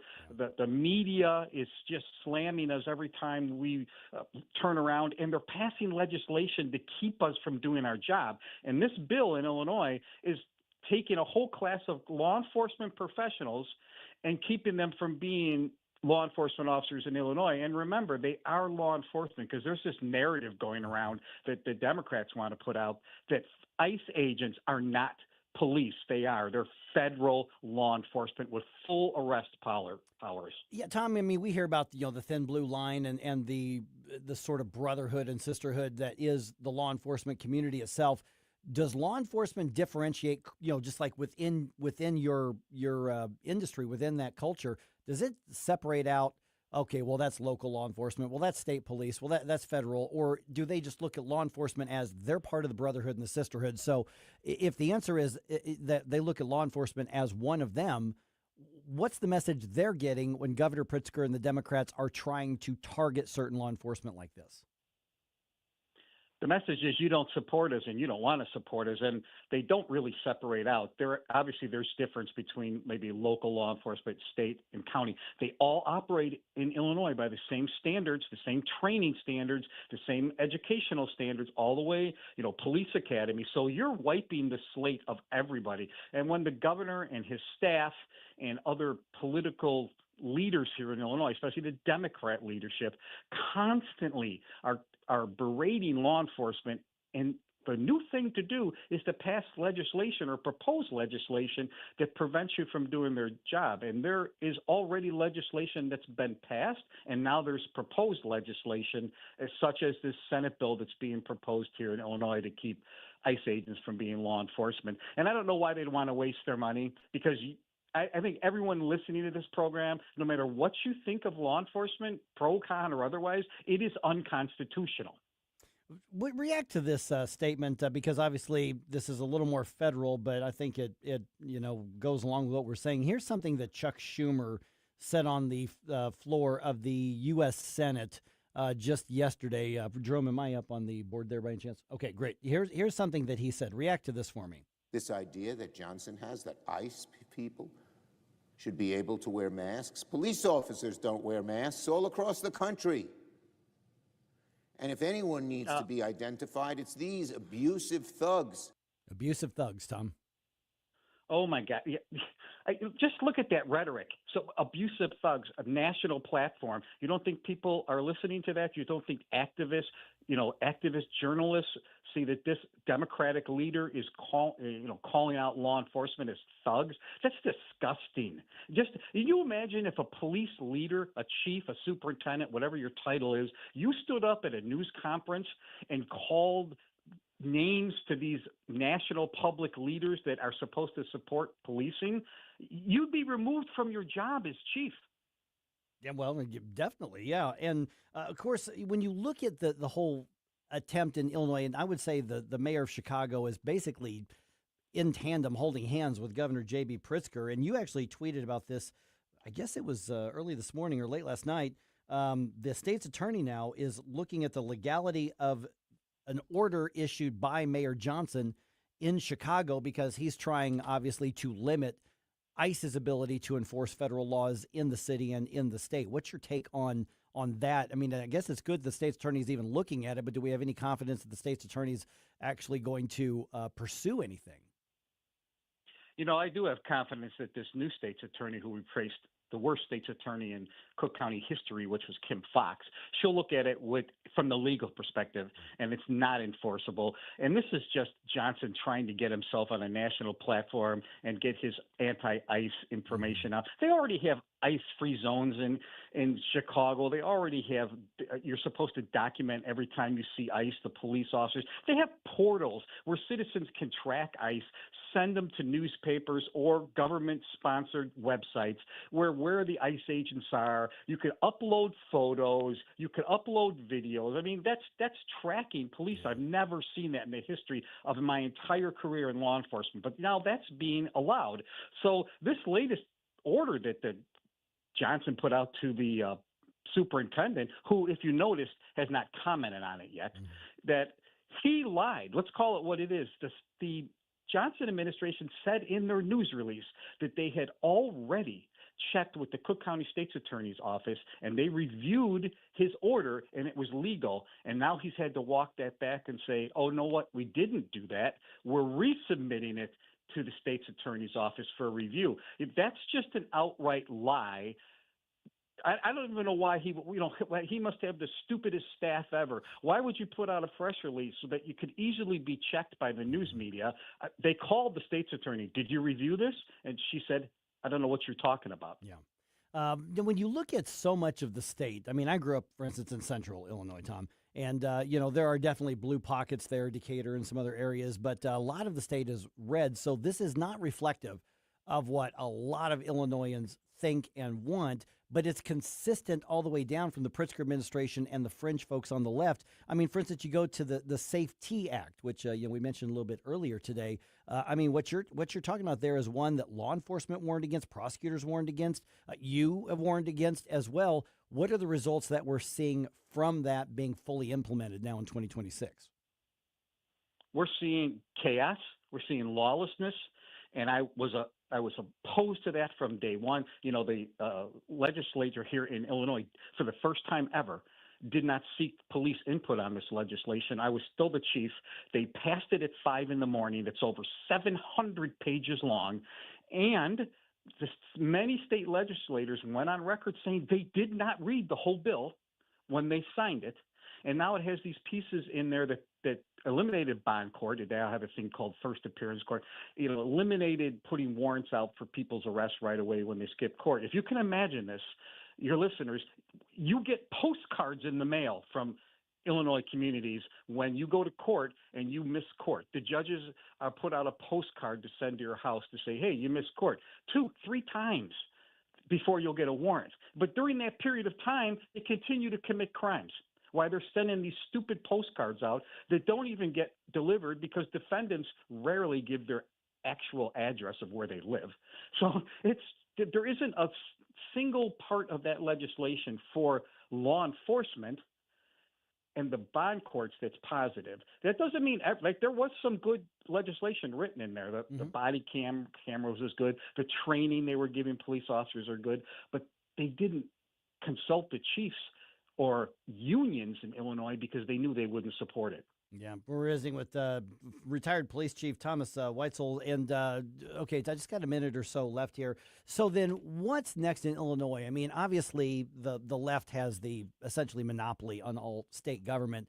But what can be done to try to claw back some of this absolute nonsense? Because what you've got here is virtue signaling and ideology that is become clearly more important than actual public safety and constitutional rights. I mean, we've seen that with the Second Amendment stuff in Illinois. But when people are listening and saying, I feel helpless, Democrats are just kind of running wild with this police ideology stuff and so focused on Donald Trump that Illinoisans are being left behind. What are some of the things that could reasonably get done to reform and bring things in the right direction?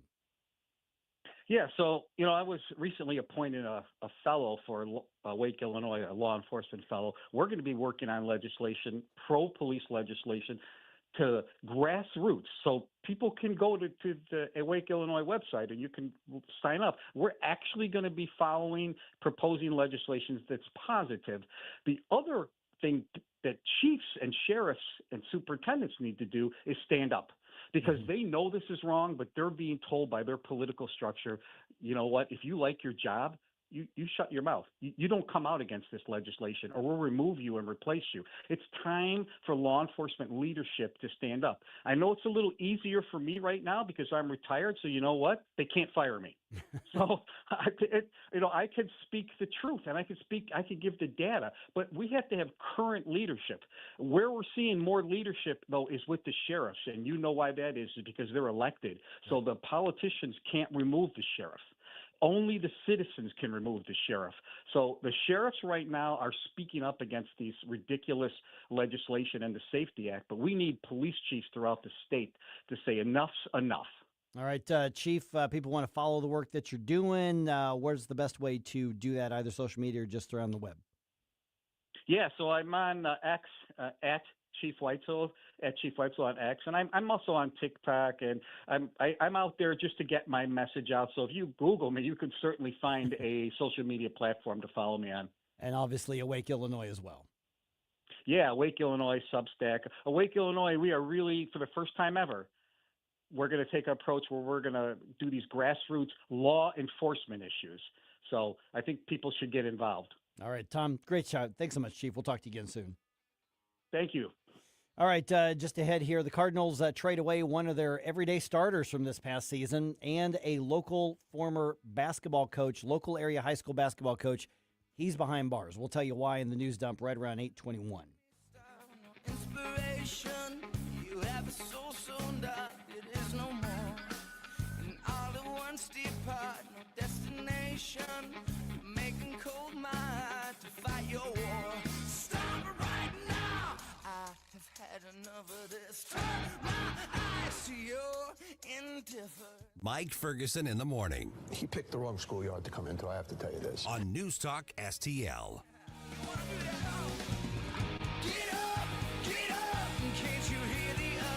It's time for Country Mart's massive meat sale. Thursday and Friday, February 5th and 6th.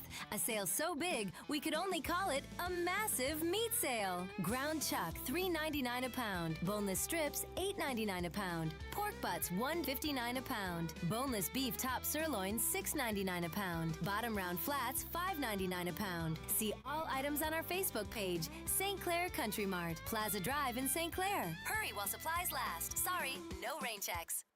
This year, America turns 250, and News Talk STL is celebrating our nation's semi-quincentennial all year long. News Talk STL, #1 for live and local Soros-free talk, with proud supporters of our 250th birthday celebration. Whistle Pig Outdoors, Alamo Military Collectibles and Custom Foam, and Lee May Concrete Block. 250 years strong, and we're just getting started. 101.9 and 94.1 News Talk STL. Concerned about the condition of your windows driving up your energy bills? I was too. It's only called STL Windows and Doors. Their Provia windows combine old world craftsmanship the professional way, the Provia way, with over 65 years of combined experience, locally owned, offering competitive pricing and personalized service that the big box companies can't match. Call today for your free in-home estimate and start saving tomorrow. 314-277-5952 or stlwindowsanddoors.com. If you have a phone, you have a radio. Download the all-new News Talk STL app. Love the all-new News Talk STL app. And listen anytime, anywhere.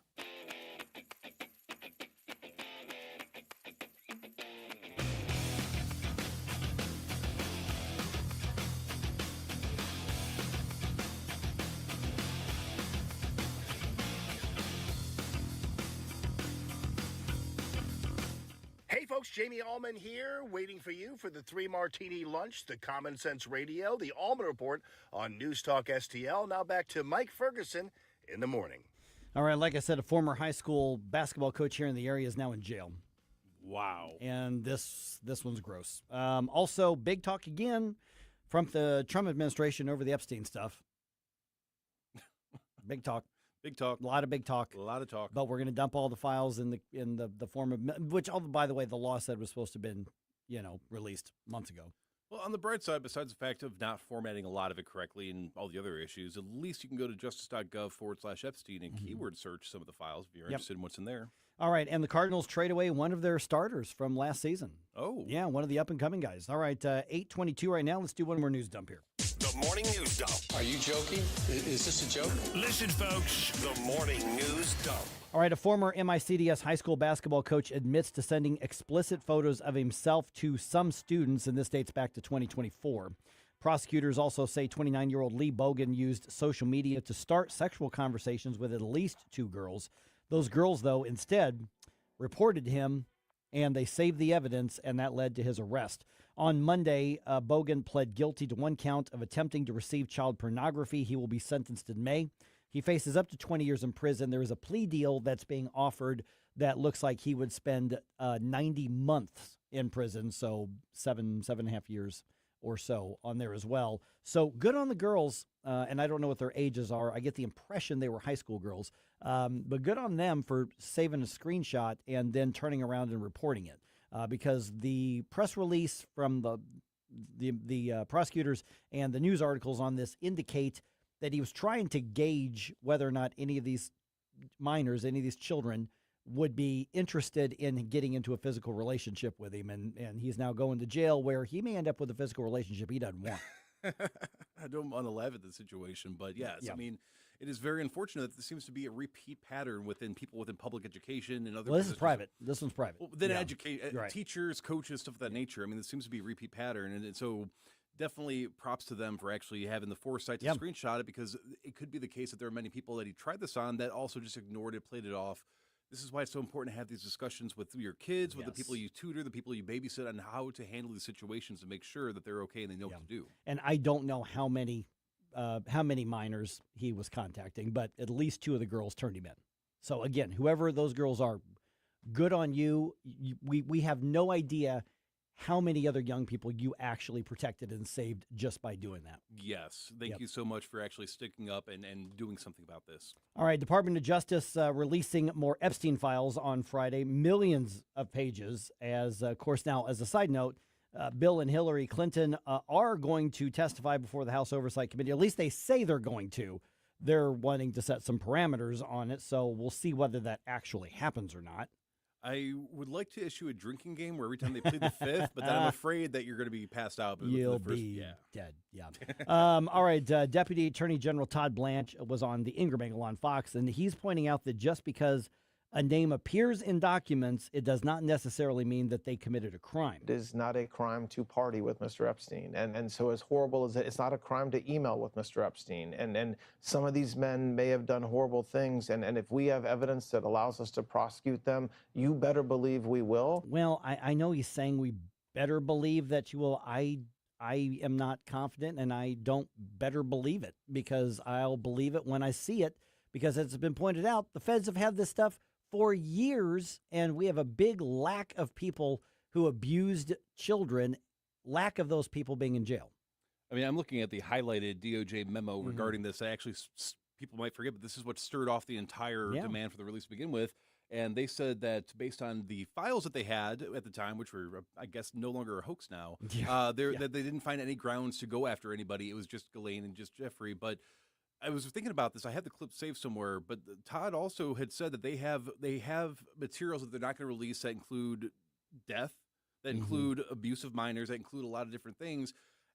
So yes, based on what we are given, we can't make immediate judgments of who's involved. But at this point, how do you not have enough things to at least say, look, everybody that's been prosecuted, we've already prosecuted, or hey, we still need to go and do another investigation? Yeah.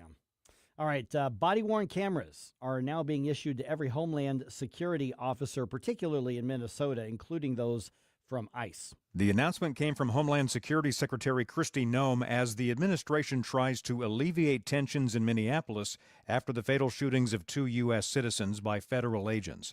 Noem said the body-worn camera program is being expanded nationwide as funding becomes available. At the White House, President Trump said the decision was up to the secretary, but said that he thought it was generally good for law enforcement to wear cameras. Greg Clugston, Washington. Yeah, and I think he's right about that. I mean, it's funny because when body cameras first came out, there were a lot of police officers that were a little hesitant on it. And then very, very, very quickly, they went, we want body cameras. Yes. Almost all the time. Not always, but almost all the time. It shows that the officer was doing the right thing. It's also shown officers doing the wrong thing from here or there, but that's the whole point of it. And so I like that idea because, we would get a much more up close look at this. And honestly, there are times where that's a disincentive for somebody to go after the cop. Like, not so much that they're worried about the cop because they would like to hurt the cop, but they're like, oh, there's a camera that's going to prove that I did it. Yeah, I've seen the articles where they come out before the body cam's released, and you're like, wow, that's despicable. The police officer did that. Then you see the body cam footage, you're like, right. Oh, that's that not person, what happened. Yep. person should not have done that. So I agree entirely. I think that's great for accountability for both law enforcement. For both, for both sides, yeah. Absolutely. Okay, got a few sports things. Brendan Donovan not going to be back as a Cardinal this year. Oh, yeah. He's early on in what's looks like a very promising career. He's been traded to the Mariners as part of a 3-way trade that includes the Tampa Bay Devil Rays. So ESPN is reporting that the Cardinals are getting 3 kind of up-and-coming prospect players, and they're going to get some draft picks as part of that trade. The Billikens, 19th ranked in the country. They have cracked the top 20. Way to go. Yeah, they are going to be on the road tonight. They're going to be in North Carolina to take on Davidson College. Tip-off is at 8 o'clock our time, and the game is going to be on the CBS Sports Network if you happen to subscribe to that.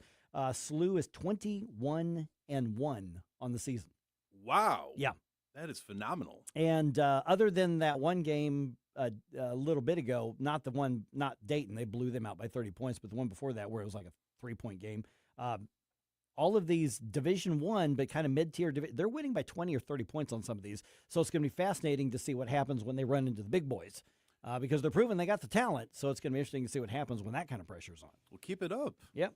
The Blues lost on the road again, coming up 1 goal short against the Predators. Now, despite the Blues having a 5-3 lead after 2 periods, final score in Nashville was 6-5.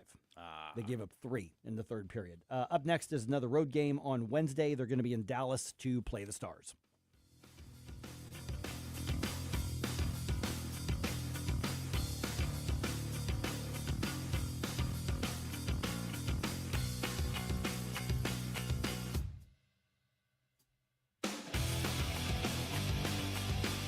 From the Michaels Flooring Outlet Weather Center.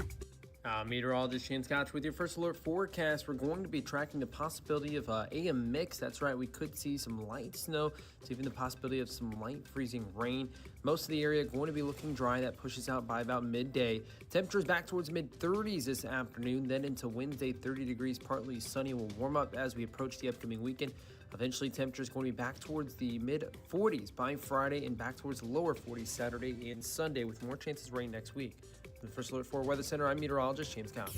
Fox News Commentary with Jimmy Fallon. Next. My name is Whitney Allen, and I'm a widow. After my husband died, the last thing I wanted to think about was money. Ethos made it affordable to get life insurance. Signing up was fast and 100% online. I knew that I could pay our mortgage and have food in the fridge. I could focus on my kids. No one ever tells you how much you're going to depend on that policy. I am so grateful we had coverage. Get your free quote at ethos.com/save. That's ethos.com/save. Paid spokesperson. Time spent on application may vary. Online health questions required. Here's Jimmy Fallon on the anti-Trump Grammys. Hollywood is so liberal, they wanted to defund the comp in the Village people. So if you're bashing Trump at an award show, it's like bashing sobriety at Mardi Gras. There's not exactly a lot of it to go around. So I'm blown away, first and foremost, that all of these people thought we needed to hear this. It's crazy because it's the music industry, but they're all tone deaf. Nobody wants a speech about inequality from a woman who's wearing a dress that cost more than their house.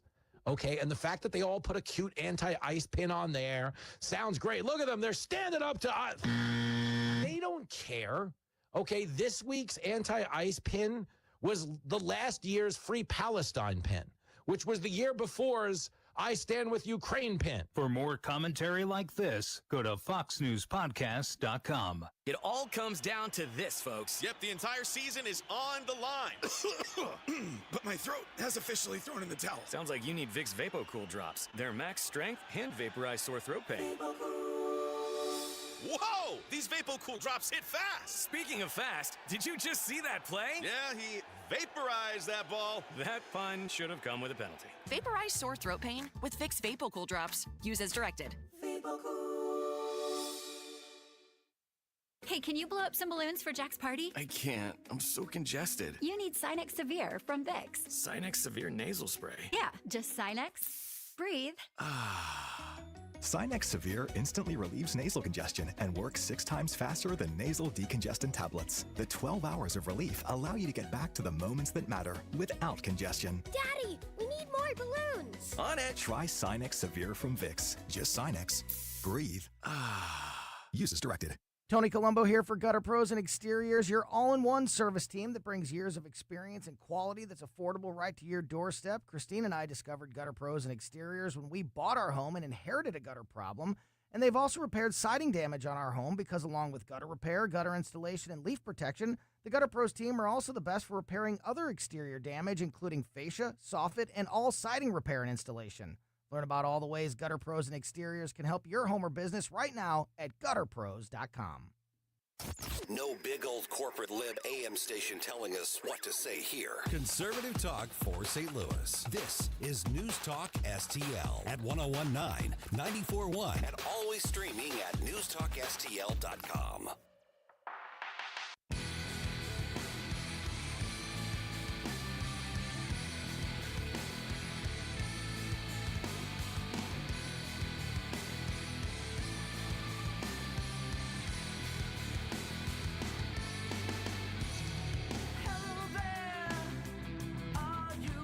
Hi, it's Randy Tobler here. Pour a big cup of coffee and catch my show every Saturday morning from 6 to 9. Right now, it's back to Mike Ferguson in the morning here on News Talk STL. Okay, there's a lot at stake in these midterm elections. Yes. However, there's one of the key foundations of the conservative freedom Republican movement. They're not threatening. They're just saying we may sit this one out, guys. And I know there's a lot of people who are going to say, don't you dare. If you don't get involved and you don't turn out your constituents, your supporters to the polls, then the Democrats could win. And right now, the Second Amendment groups are going, what's that going to change?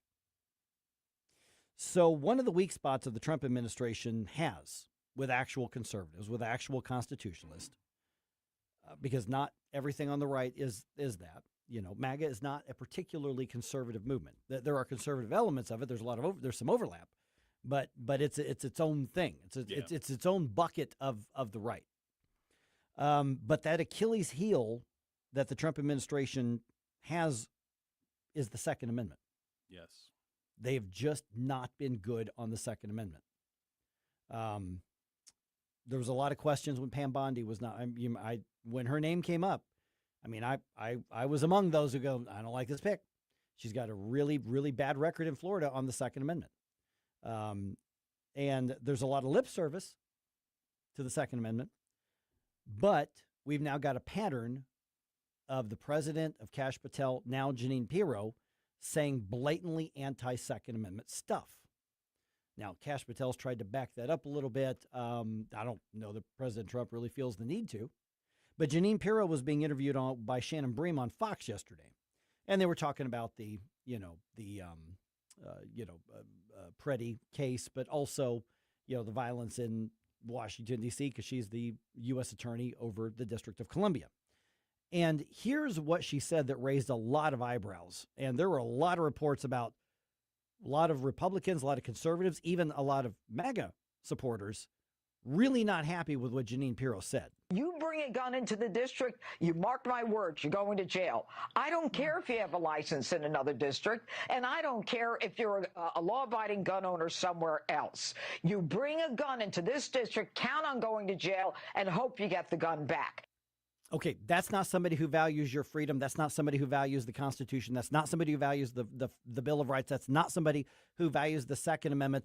That's not somebody who should be in this job. Go back to being a celebrity TV judge and do the reality shtick, okay? Jeanine Pirro, in my opinion, disqualified herself from serving as a U.S. attorney. She should not be in that job. She should be fired, but she won't.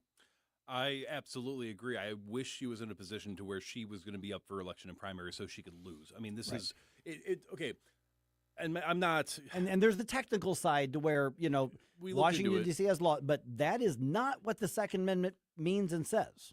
And I don't like to say I would compromise, but if the statement was, look, in D.C., here's what our laws are, and if you show up and you are from a constitutional carry state where you have no license, we don't know who you are, and you have your firearm on you, then you're going to be taken to jail. I can understand that because a lot of our states are infringing on the Second Amendment.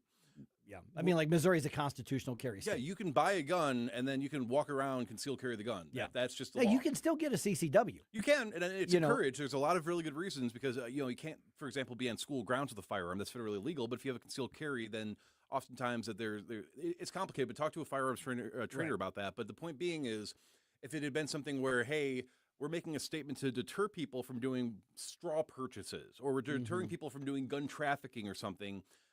Still not great, but I would understand. This is a clear case of even if you are a law-abiding, licensed individual who we know for certain has a valid license, and maybe you made a mistake and whatever, that's completely different. This person does not care remotely about good law-abiding gun owners or the Second Amendment. Right. So now let's go back to where we started with the Second Amendment groups.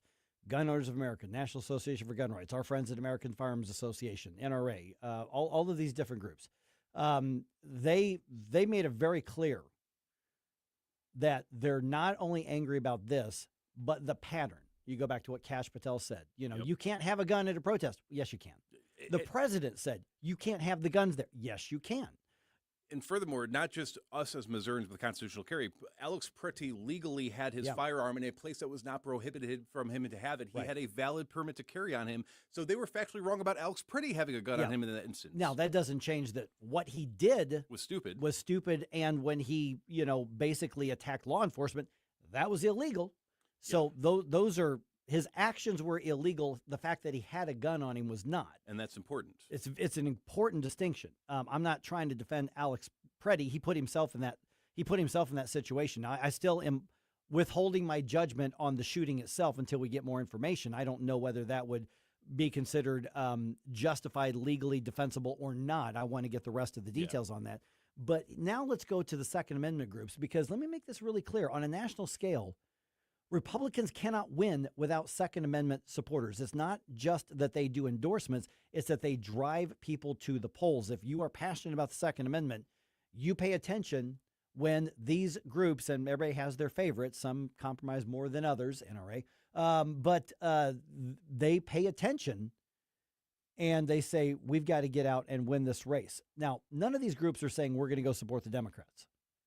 But what they're saying is, why are we going to spend millions of dollars? Why are we going to put our staff to work doing mailings and phone calls? Why are we going to, make sure that we're pushing Republican candidates when you're not delivering any support for the Second Amendment, or very, very little support?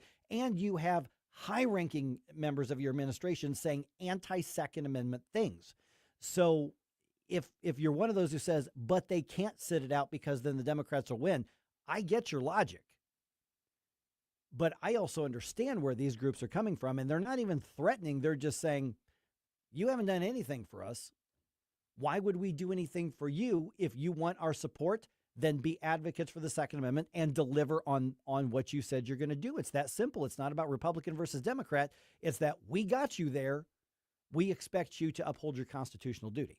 Absolutely. And it's stuff like this for the reason why they're losing the millennials and the Gen Z who are saying, and it goes back the movie Dark Knight with the first Batman trilogy movie, where he's like, I'm not going to kill you, but I don't have to save you. That's the attitude that we're seeing for a lot of people. There's a reason why all of the polls show that the youth are actually shifting further to the right, but they're not showing up to register as Republicans. Actually, the largest group of new voter registrations is going to independents. Yeah. Because what have you given any of us to think that we are going to be better off supporting you? And so a lot of people are saying, you know what, I'm not going to vote for Democrats because they're just too far gone. They're too crazy. But good luck to you. with all the rhetoric. I mean, even President Trump saying if you believe in the Epstein hoax, then you're a dumb Republican, and I don't need your support anyways. Well, cool. Then if you don't need my support, good luck. Yeah. I mean, what else? You're not entitled to my vote. Right. And in this, I mean, I'm never going to vote for a Democrat, but Republicans have to earn my vote. Yeah, I put more stock in and hold my side to a higher level of responsibility. Yeah. If you think about like sports teams, whenever your opponents are losing, it's like, okay, they're bad, whatever. But when your team's making bad decisions and you're like, come on, it's hard to root for you. Maybe I won't watch the game because I know you guys are being stupid, right? Yeah. That is pretty much how a lot of people are viewing this right now. And now you have somebody where the Second Amendment's actually becoming more popular with younger individuals. And now you're saying, look, not only are we factually incorrect in the statements we're making regarding where you can have a gun, if you can have a gun, but on top of that, now an AG is specifically saying, I don't even care if you were licensed to have a firearm and you're legally law-abiding, and maybe it is a fact you got lost in your GPS, and now you're on the wrong side of the district of D.C., we're still going to throw you in jail, and you're lucky if you even get the gun back. I mean, why would I ever want to support anybody that has that on their team? What the administration is going to need to do here is, what I think they're going to do here, what they need to do is fire her. But what I think they're going to do is just say, you know what, don't address it, it'll go away. And I think that's the playbook. There may be some soft pedaling, but the more that this happens, because there's a pattern, Kash Patel, Kristi Noem, Pam Bondi, President Trump, Jeanine Pirro, Steve Miller. Oh, yeah, don't get me started on Steve Miller. Yeah, there's a pattern here on this particular issue that at this point, it would be unreasonable for Republicans at the national level to expect and demand that the Second Amendment advocates show up this year. Now, you vote in your local congressional elections and your senatorial elections and your race for governor and all that sort of thing. And I would suspect most of them would probably lean Republican. But off your elections, that's when these Second Amendment groups are so critical because they're the ones who drive those people who otherwise may not show up. And why would you spend millions or tens or hundreds of millions of dollars to support the party that left you stranded and assumes they're entitled to your work and your monetary contributions and everything else? I get where the gun groups are coming from. So the bottom line is Republicans have a short window of time to really start delivering on Second Amendment stuff. Otherwise, get ready to start talking about Speaker Jeffries, Speaker Hakeem Jeffries. Well, and that's the thing, too. I mean, the internet's not the end-all, be-all, but the 2A communities online are extremely mobile. They're extremely active. I mean, there was a YouTuber that I personally enjoy who almost won a spot in Florida, lost by very little with a lot less just because he was so well-known within the community. The people were showing up to go and vote against his opponent. Now, again, he lost, but compared to the money that was spent and the amount of experience he had, very close race. That is a group you really do not want not showing up to back you. And there are only so many more groups you have. Again, people are now, they're still mad about the way President Trump's trying to primary Massey. So the people that are leaning more towards that way are not going to be showing up. So really And Massey's going to win. Yeah, absolutely. If you think he's going to lose, I mean, I'll sell you beachfront property in the desert. Rand Paul's going to win. Thomas Massey's going to win. But the point is that the attacks keep going. And it's like, wait a sec, we thought we were all on the same team here, but now you're attacking people like me. Why would I then defend you? I mean, yes, the left is crazy, but it's almost easier to say I'm just not going to comply with the left than it is to say I'm going to support somebody that's not going to have my back when they're supposed to. Right. And if you don't want that to happen, then they need to deliver. Listen, like I said, there's a lot of stuff Republicans are getting right now. There's a lot of stuff the Trump administration is getting right now. This ain't one of them. And this is a critical one. This is an important one. Oh, absolutely. Now, maybe we need to take a quick breather here, but I know some people have places to go. You might not be able to be in your vehicle for our last segment coming up here, which is why I implore you, please download the free NewsTalkSTL app from your favorite app store provider so you can bring us with you even when you're not in your vehicle or physically at home by your radio. I don't know how many people are still doing that, but if you've got a phone, you have a radio. So download the NewsTalkSTL app and bring us with you wherever you go.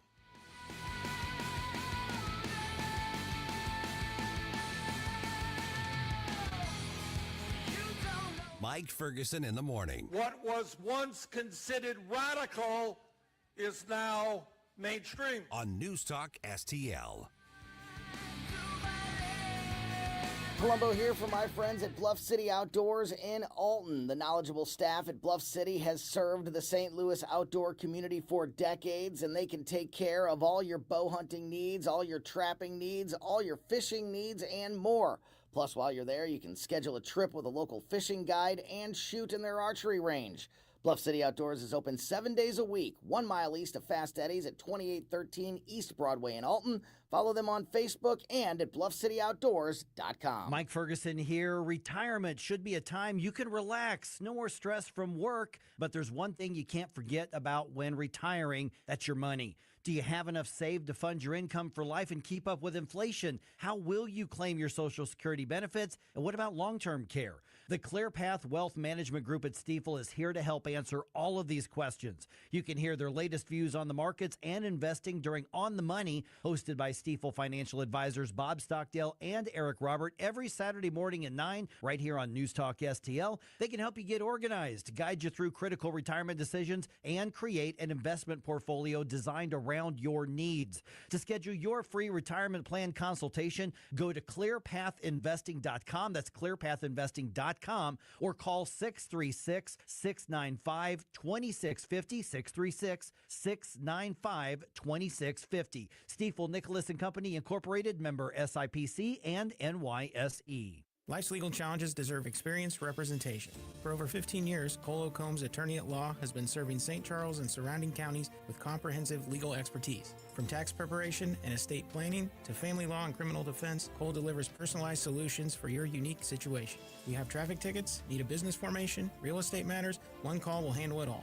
Cole O. Combs Attorney at Law. Call 636-949-0010 extension 3 today, or visit colecombs-law.com. Colombo and Company.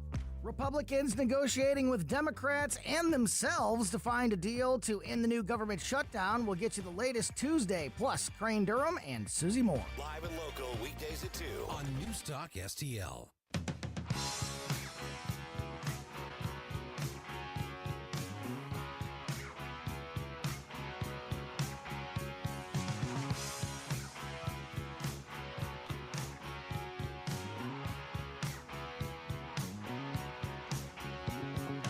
Hi, it's Vic Porcelli. And Ken. Hi, Ken. Hey, Vic.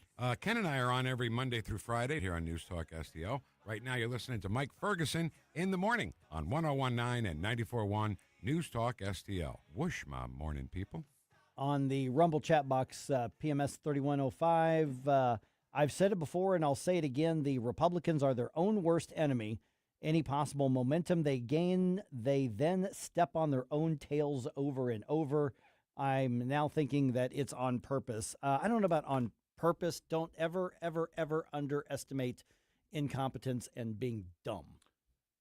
Absolutely. And I think the unfortunate reality of where we're at going into the primaries right now, ceteris paribus, as long as everything continues this way, is we're going to see possibly the biggest fumbling of the largest majority and the biggest push and momentum of a nation. And there's really no reason for it. Yeah, and so what would happen then basically is if the Democrats win one or both chambers of Congress, I don't think they're going to get the Senate, but I really do think they could. I do think they can win the House.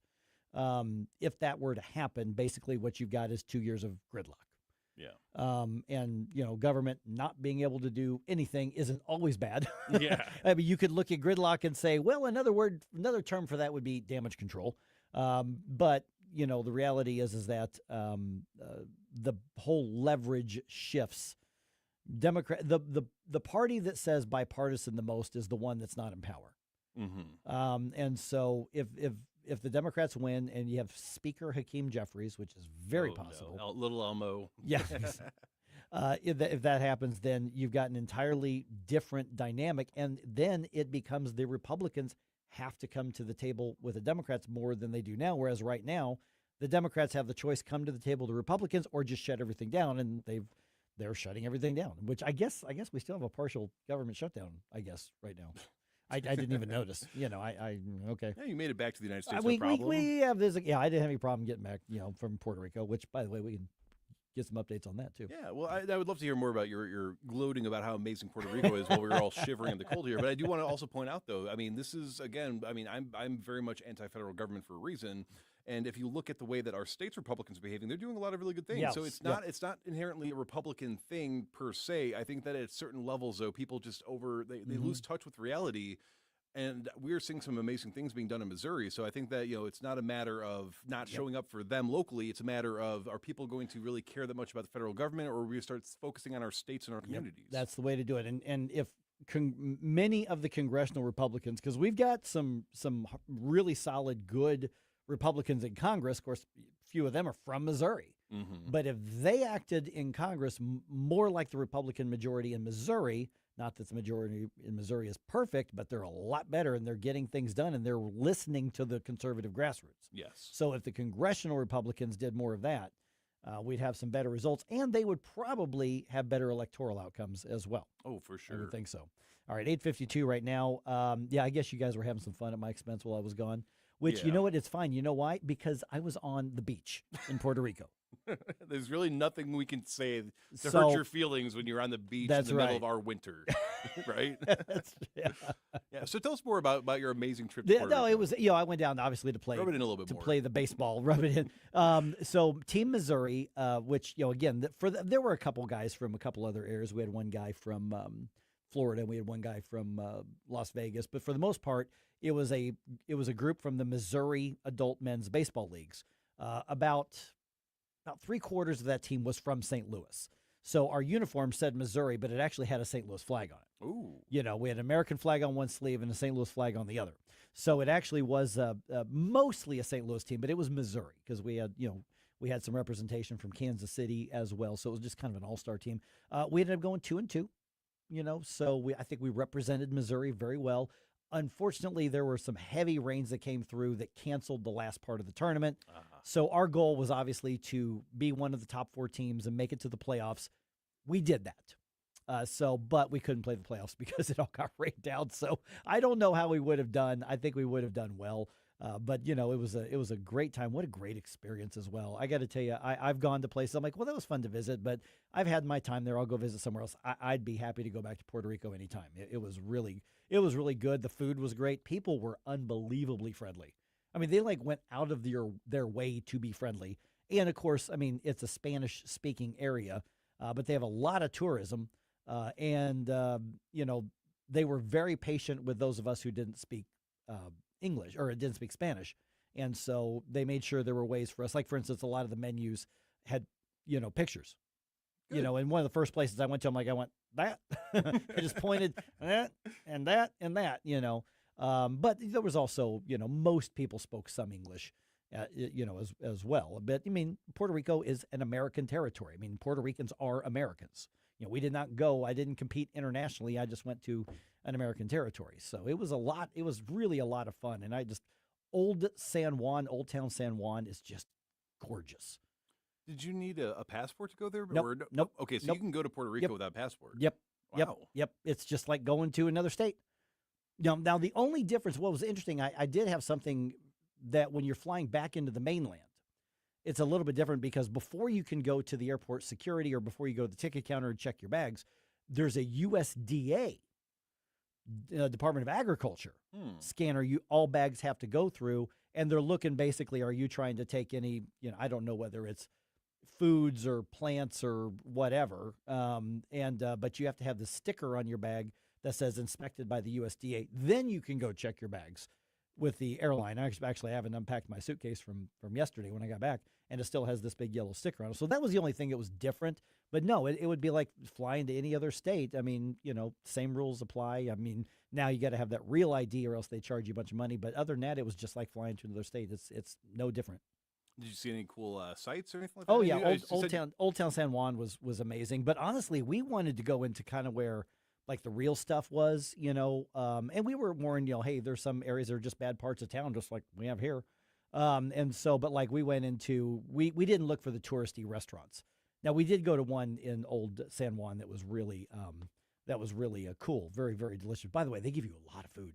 But we went to the places where the barbecue place, the Puerto Rican barbecue place by the airport, and then we went into another one that was, it was kind of like Mexican food, just the Puerto Rican flavor to it. But it's in the neighborhood where the bars are on the windows, which is, by the way, most of the residential areas that we saw. Bars on windows, bars over balconies. That was weird to kind of get used to seeing, because even in some areas that were clearly better off, you still had high fences and bars everywhere.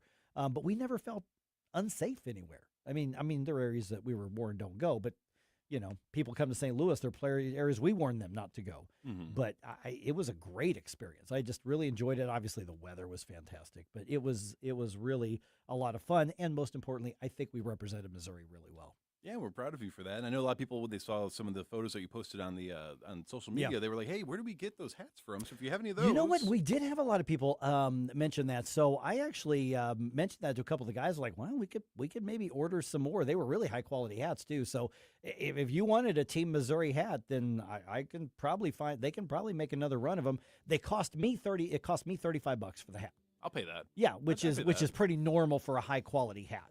Mm-hmm. But yeah, they were pretty cool. So if you want that, I'm sure we can probably get them to make another run of them. Well, welcome back to the freezing cold, Mike. Yeah, I got off the plane and I'm like, it was 78 degrees this morning when I flew out of here. Why did I come back?